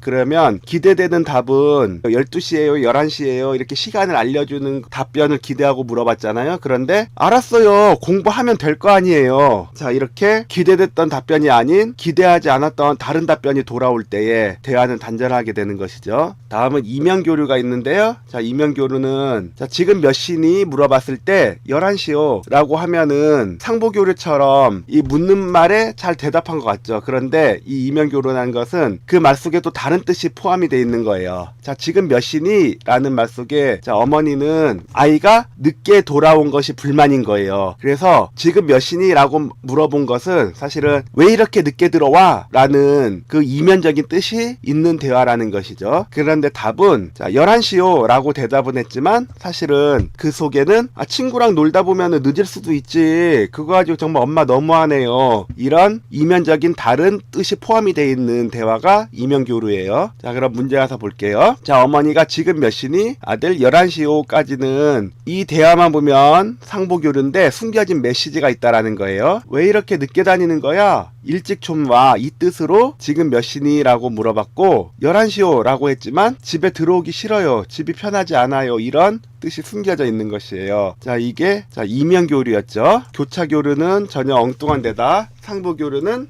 부드럽게 흘러가는 대화. 뽕교류라는 말은 없어요. 대신 각본 분석이라는 것이 있어요. 그리고 일반 교류라는 말도 교류 분석에 이런 교류는 없어요. 4번, 5번은 아예 없는 것이고, 자, 1번이 정답이었습니다. 95번 문제 보겠습니다. 다음 설명에 해당하는 개념으로 옳은 것을 찾는 것이에요. 자, 기억은 교류 분석에 관한 것이고요. 니은은 개인 심리학에 관한 것이에요. 그래서 이 교류 분석에 나오는 개념들과 개인 분석에 나오는 개념들을 이렇게 마구 섞어 놓고 맞는 걸 이렇게 정리하는 것이거든요. 그러면 어떤 건지 알아야지 맞는 걸 찾겠죠. 같이 알아볼게요. 근데 교류 분석은 용어가 좀 생소하고 어려워요. 이 라켓 감정이라는 것은 어렸을 때부터 형성된 어떤 거짓 감정이에요. 어렸을 때, 야, 얌전히 굴어라, 뭐 까불지 말아라, 어떤 이런 반응들에 의해서 우리가 그 거짓 감정을 갖게 되거든요. 완벽하게 일치되는 예는 아니지만, 자, 이해를 돕기 위해서, 자, 비슷한 상황을 가지고서 예를 들어볼게요. 자, 사람들이 이제 제주도를 놀러 왔는데, 다시 돌아가야 되잖아요? 이게 제주도니까 비행기 타고 와야 되겠죠? 다 이렇게 돌아가야 되는데, 이 비행기가 날씨가 안 좋다는 이유로 결항이 된 거예요. 자, 그러면 사람들마다 각자 이제 사정이 있을 텐데 곤란하겠죠. 자, A라는 어떤 여성분은 이 결항된 거에 대해서 지금 이 비행기를 타지 않으면 인생에 있어서 아주 중요한 기회가 없어지기 때문에 굉장히 곤란해진다. 어떻게 하면 좋냐고. 이 비행기를 타야만 한다고 계속 우는 거예요. 그래서 공항 직원이 어쩔 수 없다라고 현실적인 다른 방법을 찾아봐야 된다라고 해도 이 A라는 여성은 계속 울고불고 계속 수긍하지 못하고 계속 이제 우는 것이죠. 또 어떤 B라는 남자는요.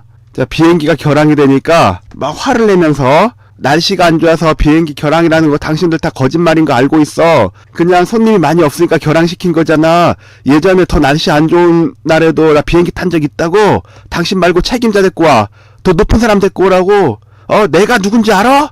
막 이렇게 노발대발하면서 깽판을 치는 거예요. 자, 여기서 봤을 때 A라는 여성은 어떤 감정을 보이고 있냐면 울고 있으니까 슬픔이라는 감정을 보이는 것 같잖아요. 자, B는 책임자 데리고 오라고 막 노발대발하는 걸 보면은 이제 화난 감정인 것 같잖아요. 그런데 실제로 슬프거나 화난 게 아니고요. 자, A라는 여성은 이 슬픔이라는 감정을 보였을 때 문제가 해결되는 그런 경험들을 가지고 오면서 본인의 어떤 뜻대로 되지 않을 때 이 슬픔이라는 거짓 감정에 쌓이는 거예요. 또 B라는 남성은 실제로 화가 난 게 아니고요. 화를 냈을 때 즉각적으로 문제가 해결되는 경험들을 하게 되면서 역시 만만한 사람들한테는 일을 안 되고 깽판을 좀 쳐야 일 처리가 빨리 돼. 어떤 이런 반응이 학습이 되면서 어떤 화를 내는 거짓 감정이 쌓이게 되는 거예요. 교류 분석에서는 이런 거짓 감정을 이제 라켓 감정이라고 해요. 그래서 슬픔이라는 것이 꼭 나쁜 게 아니고요. 슬픔이라는 것은 어떤 과거에 겪었던 그런 고통을 극복하는 데 도움이 되는 감정이고, 두려움이라든지 화라는 것은 어떤 문제 해결에 대한 그런 해결 방법이 될 수가 있는데, 그런 진실한 감정 말고 이제 거짓 감정으로 살아오는 것을 이 라켓 감정이라고 이제 이야기를 합니다. 자, 그리고 스트로크라는 것은 사람들이 교류를 할 때 내가 반응을 하고 또 상대방도 반응을 하고 그런 이게 반응을 알리는 기본적인 단위를 스트로크라고 이야기를 해요. 예를 들어서 표정이라든지 감정이라든지 태도라든지 언어라든지 하여튼 그 어떤 것이라도 그런 반응을 알리는 것을 스트로크라고 얘기를 하거든요. 자, 예를 들어서 친구한테 안녕이라고 얘기를 하면은 상대방은 똑같이 안녕이라고 얘기할 수 있죠. 그거는 언어적인 스트로크를 얘기를 하는 거예요. 안녕이라고 했는데 그 친구는 말은 하진 않았지만 또 손을 흔들면서 이제 반응을 보였어요. 신체적인 스트로크를 보인 것이죠. 웃는 것으로 표현을 할 수도 있고요. 그런 식으로 반응으로 알리는 이 기본 단위를 스트로크라고 이야기합니다. 교류 분석에서 말하는 게임은요, 오락이라든지 이 경쟁을 말하는 게임이 아니고요. 이 사람이 서로 교류를 할 때 이 겉으로는 친밀한 것처럼 보이는데 사실은 이면적인 다른 뜻을 가지고 있는 것을 이제 게임이라고 이야기를 해요. 그리고 인생 태도라는 것은 이제 교류 분석에서는 4가지 태도가 있거든요. 자, 나, 그리고 다른 사람, 타인이 있는데, 자, 나는 오케이, 타인도 오케이. 나는 오케이, 타인은 노. 나는 노, 타인은 오케이. 나도 노, 타인도 I'm okay, you are okay. 즉 모두 다 괜찮다라는 것은 이제 굉장히 대인관계에 있어가지고 떳떳하고 원만하고 이제 긍정적인 그런 태도예요. 반면에 나는 okay, 나는 괜찮아. You are not okay, 너는 안 괜찮아. 이런 태도라면은 굉장히 자기중심적인 태도를 갖게 되는 것이에요. 나는 노, 너는 괜찮아. 자, 이런 태도에서는 굉장히 이제 의존적인 그런 태도를 갖게 되는 것이고요. 나도 괜찮지 않고 타인도 괜찮지 않아. 자, 이런 경우에는 좀 인간관계가 건설적이지가 않고 자신의 틀에 박혀 있거나 아니면 그냥 다른 사람 하는 대로 수동적으로 끌려다니거나 이런 대인관계를 갖게 되는 거예요. 자, 오타를 발견했어요. 개인심리학. 자, 개인심리학 용어에서는 생활양식이 있거든요. 자, 개인심리학에서는 사람들이 생각하고 느끼고 또 어떤 삶의 목적이라든지 자아 개념이라든지 가치라든지 이런 것들의 어떤 독특성을 설명하는 것이 개인심리학인데요. 이 생활양식에는 어떤 유형이 있다라는 거예요. 지배형의 유형을 가진 사람들은 사회적이라든지 사람들에 대해서 이제 관심이 많고 활동이 높고요. 반면에 이 타인에 대해서 좀 배려하지 않고 부주의하고 공격적인 면이 있고요. 그다음에 자, 획득형이라고 있는데요. 이거는 기생형이라고도 하거든요. 그 다른 사람들에게 이제 의존적인 방법으로 문제를 해결하는 사람들을 이야기하는 것이고요. 그다음에 도피형이 있어요. 자, 도피형의 생활 방식을 가진 사람들은 어떤 사회적인 관심이나 대인관계에 있어가지고 다 활동성이 떨어지기 때문에 아예 문제를 회피함으로써 두려움에서 벗어나는 그런 유형이고요. 사회적으로 유용한 형은 사회적 관심이나 활동성이 모두 높으면서 어떤 이제 삶에 일어나는 그런 과제들을 적극적으로 대처하고 이게 타인과에 있어서 이제 협력적으로 문제를 해결하는 이런 유형이에요. 이게 사회적으로 유용한 형이 좀 바람직하겠죠. 자, 그리고 다른 용어를 보면 이제 열등감과 우월성의 추구라고 있는데요. 이게 비슷한 얘기거든요. 우리가 흔히 정치에 대해서 불신하는 사람들 있잖아요. 왜 불신을 하죠? 그 선출직 공무원이 되면은 굉장히 높은 지위를 갖게 되잖아요. 그 전에 굉장히 어떤 평판이 좋았던 사람이 대통령이라든지 국회의원이라든지 어떤 굉장히 높은 지위에 갔을 때 사람이 달라지는 모습을 좀 보기 때문에 사람들이 이제 정치에 대해서 실망하는 어떤 그런 경우가 많이 생기는 거잖아요. 예, 근데 사람이라는 것이 원래 그렇다라는 것이에요.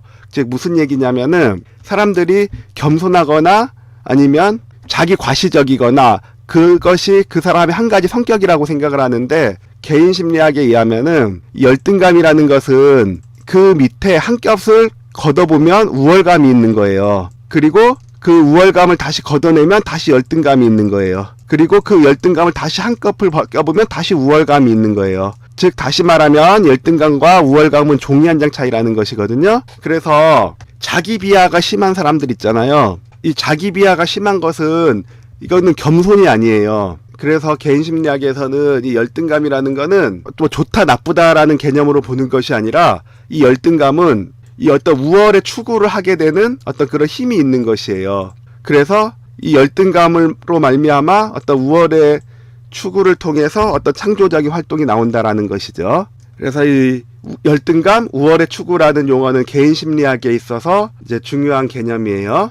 자, 그럼 95번 문제 다시 볼게요. 기억, 교류 분석에서 초기 결정을 확정하기 위해 다른 사람을 조작하는 과정이며 스트레스 상황에서 자주 경험하게 되는 거죠. 무슨 얘기냐면 거짓 감정을 얘기하는 것이에요. 내가 화가 나지 않았는데도 불구하고 내가 누군지 알아? 이렇게 화내는 사람들, 이런 거짓 감정이 쌓이는 이유는 다른 사람들을 이렇게 조작하는 것이죠. 자, 이것을 교류 분석에서 말하는 용어로 하면 라켓 감정이에요. 근데 라켓 감정이 2번 하나밖에 없죠. 니은 개인 심리학에서 인생의 초기에 개인 경험을 조직하고 예언 통제하기 위해 발달시켜온 개인의 인지 조직도. 자, 지배형, 획득형, 도피형, 사회적으로 유용한 형. 이것을 생활 양식이라고 했어요. 자, 정답은 2번이네요. 95번의 답은 2번이었습니다. 자, 96번. 실존주의 상담에 관한 설명으로 옳은 것을 모두 고른 것은. 자, 실존주의라는 것은 이 정신분석과 그 다음에 정신분석 다음에 있었던 행동주의, 이 두 가지에 대해서 반대하는 입장이거든요. 정신분석은 인간을 설명할 때 어떤 충동, 이 충동에 의해서 움직이는 것을 인간이라고 봤죠. 자, 반면에 행동주의에서는 이제 자극, 반응 이렇게 움직이는 것을 사람이라고 봤어요. 자, 예를 들어서 돌고래가 묘기를 부리기 위해서 어떻게 해요? 물고기 주잖아요. 그거 받아먹고 또 그 행동 다시 하고, 자, 이런 게 행동주의인데, 다시 말하면 인간을 동물과 별반 차이가 없는 어떤 그런 인간관을 가지고 있는 게 행동주의였죠. 그래서 인간은 이런 충동에 의해서 움직이는 그런 존재도 아니고 자극과 반응에 의해서 움직이는 동물 같은 존재도 아니다. 그래서 나타난 게 크게 인본주의거든요. 인간 중심 치료라든지 이제 게슈탈트 심리 치료라든지 이 문제에서 말하는 실존주의라든지 이런 인본주의 상담에서는 인간 중심이든 게슈탈트든 실존주의든 이제 공통점이 있어요. 즉 뭐냐 하면 이 정신분석과 행동주의의 인간관을 반대를 한다라는 이제 공통점이 있고요.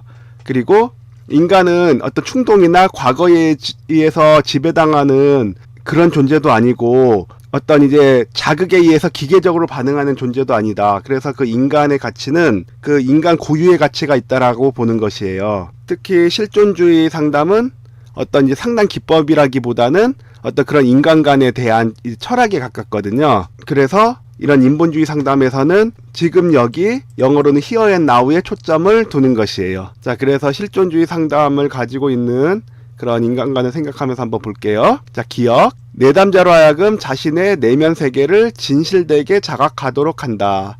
자, 내면 세계를 진실되게 자각한다라는 거 맞고요. 자, 진단적 범주보다 이 내담자의 실존적 주제에 주의를 기울인다. 진단적 범주가 뭐죠? 이 사람은 조현병이다. 이 사람은 성격장애다. 이렇게 인간을 어떤 진단적인 범주로 보는 것보다 그 사람이 가지고 있는 실존적 주제, 그 사람의 어떤 고유한 특성을 주의를 기울이는 거예요.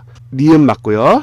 내담자의 현재보다는 과거의 사건과 미래에 주목한다. 이 인본주의 상담은 인간중심 게슈탈트 실존주의 모두 공통점이 자 here and now 지금 여기에 초점을 둔다고 했죠. 그래서 과거나 미래가 나오면은 맞지 않는 얘기예요. 자, 디귿은 아니고요. 자, 리을 지금 있는 그대로의 자기 자신을 신뢰하도록 돕는다. 예, here and now 바로 지금 여기에 내담자를 존중하는 것이에요. 자, 리을 맞고요. 그러면 기억 니은, 리을을 포함한 4번이 정답이었습니다. 97번 문제 보겠습니다. 자, 방어 기제에 대한 문제네요. 다음 사례의 청소년 내담자가 사용한 방어 기제는 자, 박스 안에 거 보기 전에 이 개념부터 먼저 하나씩 살펴볼게요.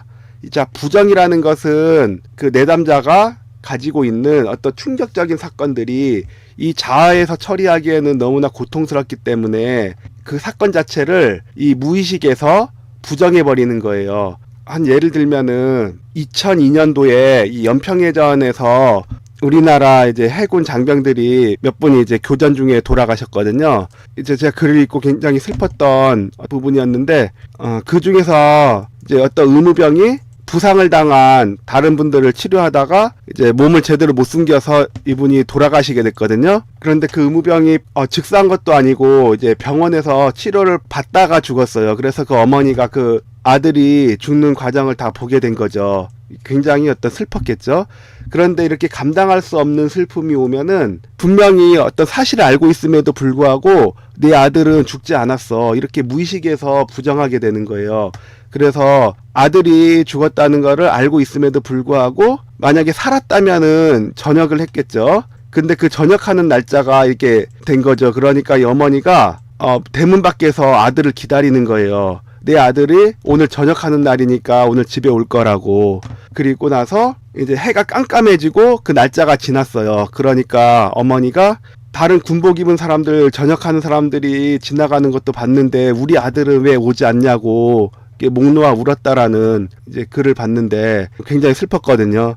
그런데 그 어머니가 그 아들이 죽었다는 사실을 이제 모르는 척 하는 게 아니고요. 실제 무의식에서 그 사실을 부인하게 되는 거예요. 왜냐하면 자아가 감당하기엔 너무나 큰 슬픔이었기 때문에 그 자아를 보호하기 위해서 무의식에서는 그런 사실 없어 라고 이제 부정하는 것인데, 그거는 이 거짓말처럼 머리에서 나온 행동이 아니라 무의식에서 나오기 때문에 의도적인 행동이 아니고 이제 방어적인 행동이 되는 것이에요. 다음은 이제 투사라는 것은 이제 거울처럼 내 모습을 비친 것을 본다라는 뜻이거든요. 즉 어떤 내가 가지고 있는 어떤 부정적인 부분이 다른 사람한테 보이면은 그것은 내 문제인데도 불구하고 다른 사람의 문제라고 뒤집어 씌우고 비난하는 거예요. 자, 청소년 상담사를 준비하고 있기 때문에 청소년 문제로 보면은 왕따 문제 이런 부분들 상담하게 되잖아요. 그런데 어떤 누군가를 괴롭힐 때 왜 괴롭혔니? 라고 얘기를 하면은 그냥요, 재수 없어요.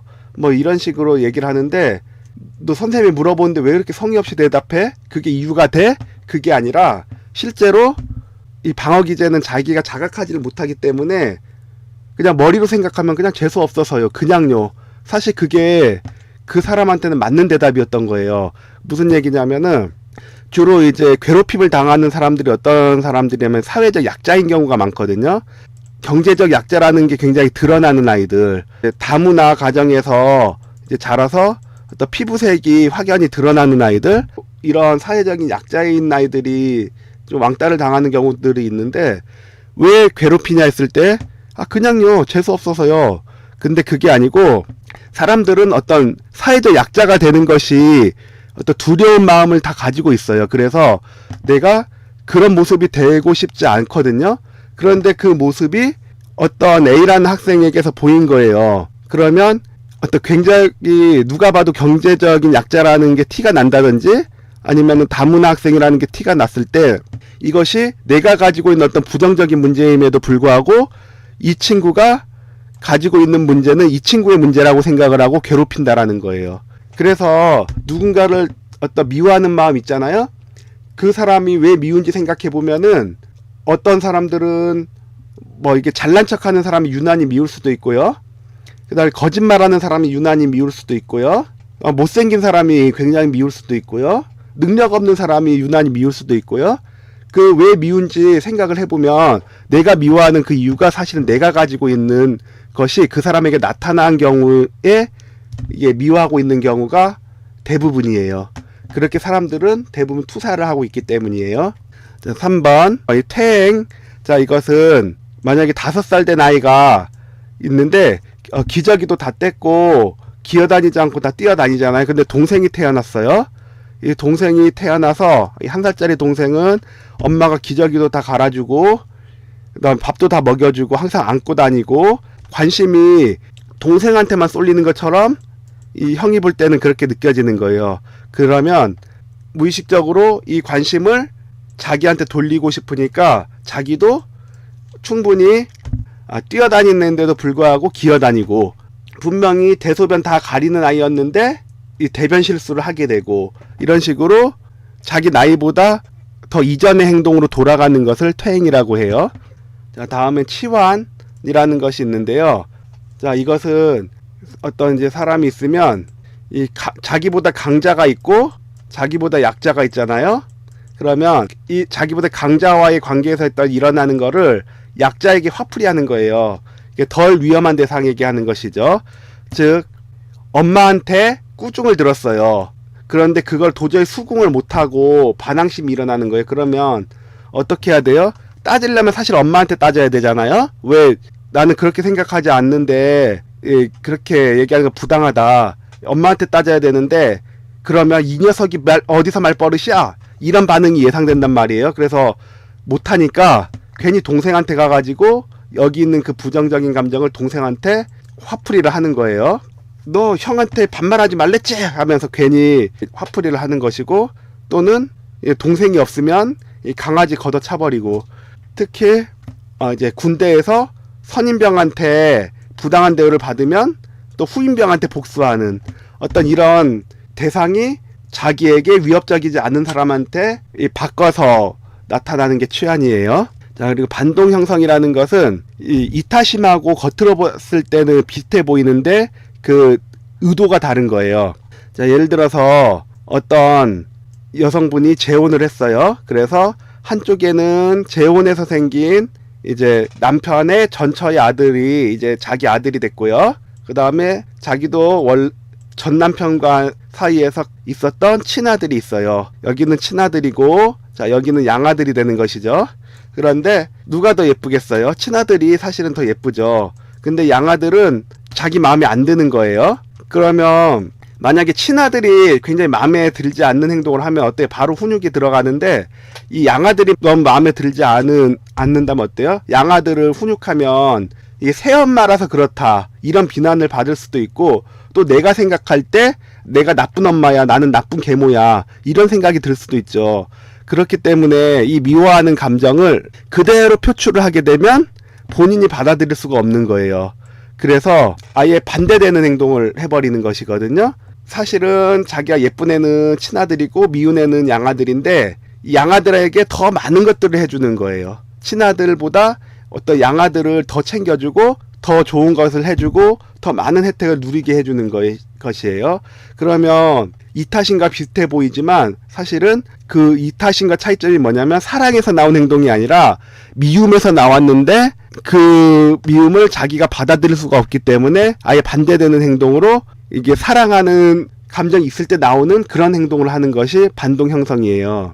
자, 그럼 여기 내담자는 어떤 방어 기제를 쓰나 볼게요. 학교에서 반장을 하고 있는데 학급 일도 많고 선생님이 너무 많은 일을 시키세요. 자, 지금 스트레스 받은 상황이라는 거죠. 자, 선생님께 불만을 얘기할 수 없으니 친구에게 막 화를 냈어요. 누구한테 화가 나 있는 거예요? 자, 선생님한테 화가 나 있죠? 그런데 친구한테 화풀이를 했다라는 거예요. 선생님한테 얘기를 하면 문제가 더 복잡하고 커지고 본인에게 이득될 게 없으니까 자기에게 더 안전한 대상인 친구에게 화풀이를 했다라는 거죠. 자, 이건 뭐였죠? 자, 치환이었죠.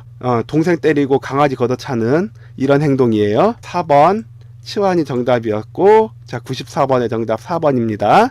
자, 98번 청소년 상담사의 자질로 옳지 않은 것은, 자, 상담사의 자질을 묻는 것이잖아요. 그러면은 상담사의 자질로서는 어떤 인간적인 자질, 그리고 전문가적인 자질, 그런데 그것들을 이제 외워서 하는 거는 좀 비효율적이에요. 어디서 나올지 모르잖아요. 그리고 상담사의 자질은 이 윤리 문제와도 연결이 되기 때문에 외워서 될 게 아니라 상담사로서 소화시켜야 될 문제거든요. 자, 그러면 먼저 인간중심 상담을 다시 한번 생각해 볼게요.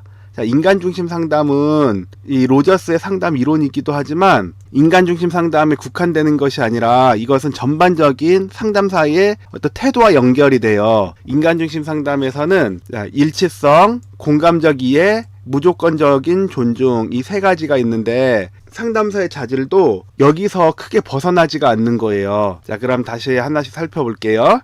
자, 1번 완벽주의. 자, 결론적으로 1번 완벽주의가 옳지 않은 것이거든요. 자, 옳은 것부터 먼저 살펴볼게요. 자, 자기 성찰 능력. 자, 상담사가 일치성, 즉 진실성이라고도 하는데 이 일치성이 있어야 되잖아요. 자, 내 앞에 있는 내담자가 어떤 범죄의 가해자일 수도 있고, 그리고 나와는 너무나도 다른 방식의 삶을 살아온 사람일 수도 있어요. 그런데 나는 상담자니까 그 자체로서 존중한다, 공감한다라고 하지만 실제 내 표정은 그렇지 않고 실제로 표정까지 속인다 하더라도 내 진심이 그 사람을 공감하거나 존중하고 있지 않으면, 자, 이것은 일치성이 어긋나는 거죠. 왜 그러냐면 그 내 자신이 이 내담자를 얼마나 이제 품을 수 있는 그릇인지를 모르는 거예요. 그래서 상담사가 이 일치성을 가지려면 어떻게 되냐면 그만큼 내 자신이 어떤 그릇인지 내 자신을 성찰하고 내 자신에 대해서 인식하고 수용을 해야 되는 거예요. 자, 그래서 2번 자기 성찰 능력은 상담자의 중요한 자질이 되겠죠. 자, 3번 변화에 대한 신뢰.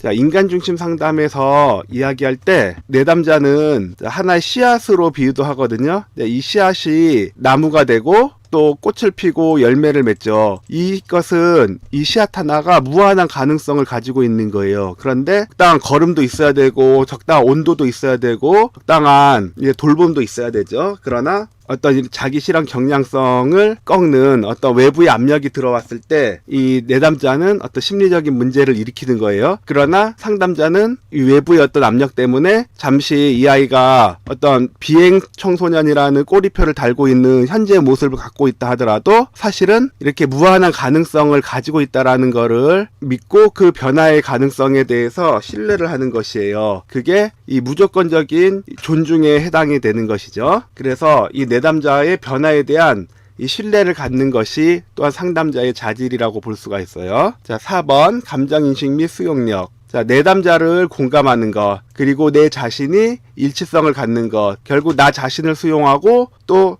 내담자를 수용하는 이 감정인식과 수용력에 관한 것, 네, 상담자의 자질 맞습니다. 5번 인간에 대한 호기심과 관심. 이 무조건적인 존중이 있을 때 내담자에 대한 관심을 가질 수가 있는 것이에요. 자, 어떤 아이가 비행 청소년을 봤을 때 그 아이가 왜 저렇게 특이한 행동을 할까? 어떤 이런 관심이 아니라 저 아이는 저렇게 어떤 비행이라는 그 행동에 가려져 있지만 사실 얼마나 무한한 이 가능성을 가지고 있는 아이인지 그 인간 자체로서의 존중, 그 가능성에 대한 관심과 호기심을 말하는 것이거든요. 그래서 5번 인간에 대한 호기심과 관심 맞아요. 자, 그런데 완벽주의에 다시 한번 볼게요. 이 문제가 발생하는 게 이 씨앗이 이제 자기 실현 경량성이 있는 것이에요. 아까도 설명했듯이 나무가 되고 꽃이 피고 이제 열매가 맺는 이게 무한한 가능성이 있는데, 자, 이렇게 하지 못하고 심리적인 문제를 일으키는 게 뭐냐면, 자, 예를 들어 이 아이는 그 예술가적인 자질을 타고났어요. 그런 아이들은 어떤 예술적인 것에 특출한 관심을 보일 것이에요. 이것저것 해보고 싶고 다른 아이들보다 어떤 비교적 재능도 빨리 나타날 수가 있어요. 그런데 이 부모는 이 아이가 가지고 있는 그 경량성, 그 아이의 타고난 경량성을 존중하는 것이 아니라 이 계획이 있는 거예요. 어떤 계획이냐면 사회적으로 존경받고 유능하고 경제적으로도 풍족한 그런 전문직에 종사하는 전문가로 만들겠다. 쉽게 말해서 의사나 변호사로 만들겠다. 이런 계획을 가지고 아이를 양육하는 거예요. 그래서 이 아이는 그림을 그리기를 원하는데 부모는 수학 공부를 시키고요. 기타를 치기를 원하는데 영어만 가르치고, 그리고 어떤 음악적인 취미 활동을 가지려고 하면 하지 못하게 하는 것이죠. 자, 이런 어떤 외부의 압력이 이 아이의 실현 경량성을 이제 억누르는 거예요. 그러면서 이 부모는 어떤 생각을 하냐면 이 본인들이 가지고 있는 그 틀 그대로 그 틀에 맞춰서 양육을 하는 게 이제 완벽한 거다, 이런 완벽주의에 빠져 있거든요. 그러나 상담사는 어떻게 이 아이를 완벽하게 통제하거나 완벽하게 가르치거나 완벽하게 변화시켜야겠다, 이런 완벽주의에 빠져 있는 것이 아니고 일치성, 공감적 이해, 무조건적인 존중, 이 상담자의 태도가 있을 때 이 아이는 원래 가지고 있던 자기 실현 경량성에 의해서 이제 무한한 가능성을 가지고 있는 대로 자기 실현을 이룰 수 있다라는 것이에요. 그래서 1번 완벽주의는 상담사의 자질이 아니라 자질로 옳지 않은 것이에요. 자, 정답은 옳지 않은 거니까 1번이에요. 자, 99번 상담자의 비윤리적 행동에 해당하는 것을 모두 고른 것은. 자, 아직 우리나라는 이 상담자가 어떤 법적으로 이제 보장을 받지 못하고 법적 기준이 없기 때문에 상담사의 어떤 윤리적 행동이라는 것을 법조항으로 이야기할 수는 없어요. 현재 심리사법이라든지 상담심리법 같은 법안은 발의되고 있지만 아직 공표된 법안은 없거든요. 그렇기 때문에 상담사의 윤리를 얘기할 때 이 법적인 윤리가 아니고 이 상담학회라든지 상담심리학회처럼 이제 공신력 있는 학회의 자체적인 윤리 강령을 사용을 하든가요, 또는 국가 자격증인 청소년 상담사를 이제 교육하고 관리하는 청소년 상담복지개발원의 청소년 상담사 윤리 강령, 이런 것으로 상담사의 윤리를 이제 규정하고 있거든요. 특별히 청소년 상담사니까 이 청소년 상담복지개발원의 청소년 상담사 윤리 강령을 가지고 한번 볼게요. 그렇지만 이 세 가지는 그래도 우리나라에서 가장 공신력이 있는 곳이기 때문에 비슷해요. 왜냐면은 외국에 있는 상담사 윤리를 그대로 따오기도 하고 서로 참조도 하기 때문에 서로 비슷하기 때문에 특별히 어느 걸 봐야 된다는 그런 건 아니에요. 그러나 하나를 봐야 된다면 이 셋 중에 하나의 윤리를 가지고 공부를 하는 것이 내용이 빠짐이 없이 잘 숙지를 할 수가 있는 것이에요. 자, 1번 슈퍼비전을 목적으로 내담자 동의 없이 녹음함. 자, 이것은 윤리강령 중에서 이 내담자 복지라는 항목이 있거든요. 이 내담자 복지 차원에서 사전 동의 없는 녹음은 할 수가 없어요.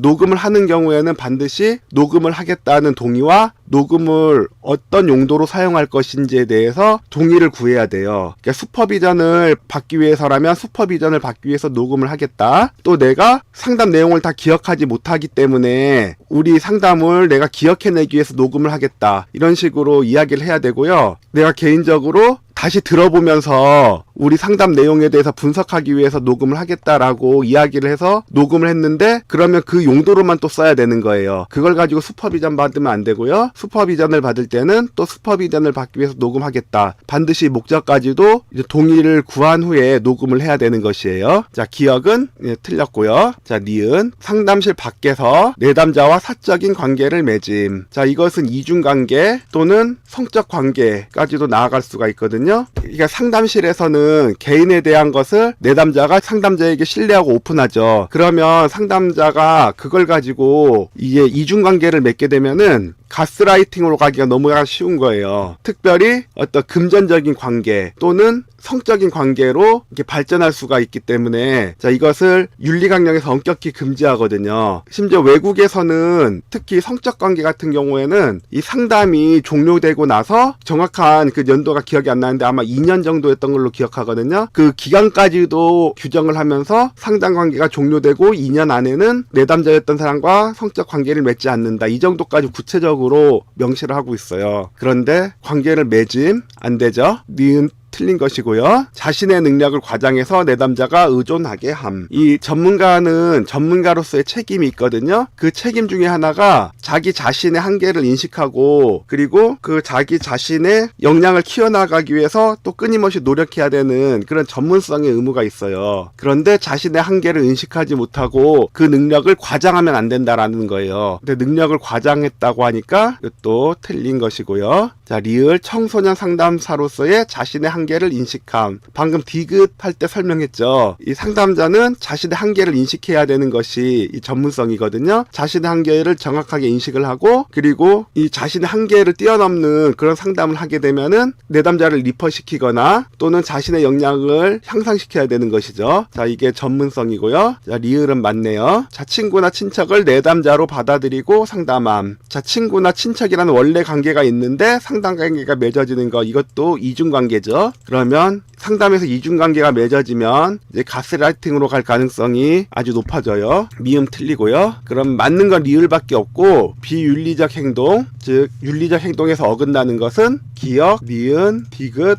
미음. 리을만 빠져있는 3번이 정답이었습니다. 자, 100번 문제 보겠습니다. 다음 사례에서 상담자가 선택한 이론과 기법의 연결이 옳은 것은? 내담자는 이야기를 했어요. 고등학교 때 수업 시간에 발표를 하다가 말을 더듬었어요. 이게 표면적으로 나타난 문제고, 자, 이것이 이제 내담자가 인식하고 있는 이제 문제 원인이고요. 애들 앞에서 창피를 당했는데 또 그런 일이 생기는 게 두려워서 발표를 피하고 있어요. 자, 여기서 기법마다 상담자가 반응하는 것이 틀리거든요.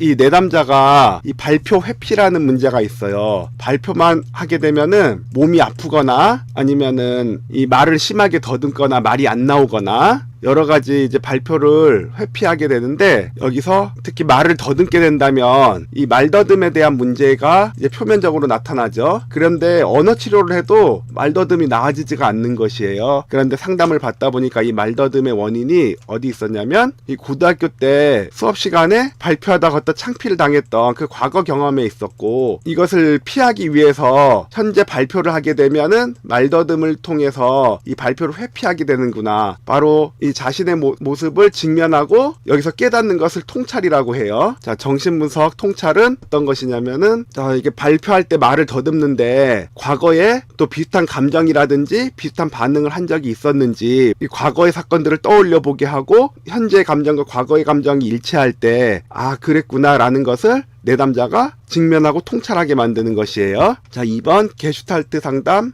해석. 이 게슈탈트 상담에서 해석도 정신분석에서 말하는 해석과 마찬가지로 어떤 그 행동 뒤에 있는 그 진짜 이유를 깨달을 수 있도록 도와주는 것이거든요. 1번에서 말하는 통찰은 내담자가 직면해서 이랬구나라는 것을 깨닫는 게 통찰인데, 자, 해석은 상담자가 내담자에게 이제 말해줘서 알게 하는 거예요. 고등학교 때 수업 시간에 심하게 창피를 당한 적이 있었다고 했잖아요. 그 경험 때문에 지금도 그 두려움이 발표를 할 때 말더듬이라는 행동이 나타나서 발표를 피하게 되네요. 이렇게 이 상담자가 이야기해주는 것이 해석이에요. 3번 교류 분석에서 말하는 게임. 교류 분석에서 말하는 게임은 오락이나 경쟁 같은 게임을 말하는 것이 아니고, 교류를 이어나갈 때 친밀감의 형성을 방해하게 만드는 어떤 이면적인 교류가 있는 것이에요. 다른 사람한테 A씨는 정말 발표를 잘해요. 이번 발표도 또 A씨가 하면 정말 잘할 것 같아요 라고 말했다고 해볼게요. 그러면 그 사람에 대해서 능력을 인정해주고 칭찬해주는 것 같잖아요. 그런데 사실은 그 이면에는 A씨도 발표하면은 창피 좀 당할걸요? 이런 이면적인 부정적인 어떤 교류가 일어날 때 이것을 게임이라고 해요. 4번 인간중심 상담 수용. 자, 발표하는 게 뭐가 두려워? 그리고 고등학교 때 창피 당할 수도 있지. 그게 왜 지금까지 이렇게 두려워하는 건데, 이런 식으로 비난하고 반대하는 것이 아니라 이 내담자가 얼마나 두렵겠어요. 그 자체의 그 내담자를 있는 그대로를 받아들이는 것을 이제 수용이라고 해요. 자, 5번 실존주의 상담에서 역설적 의도는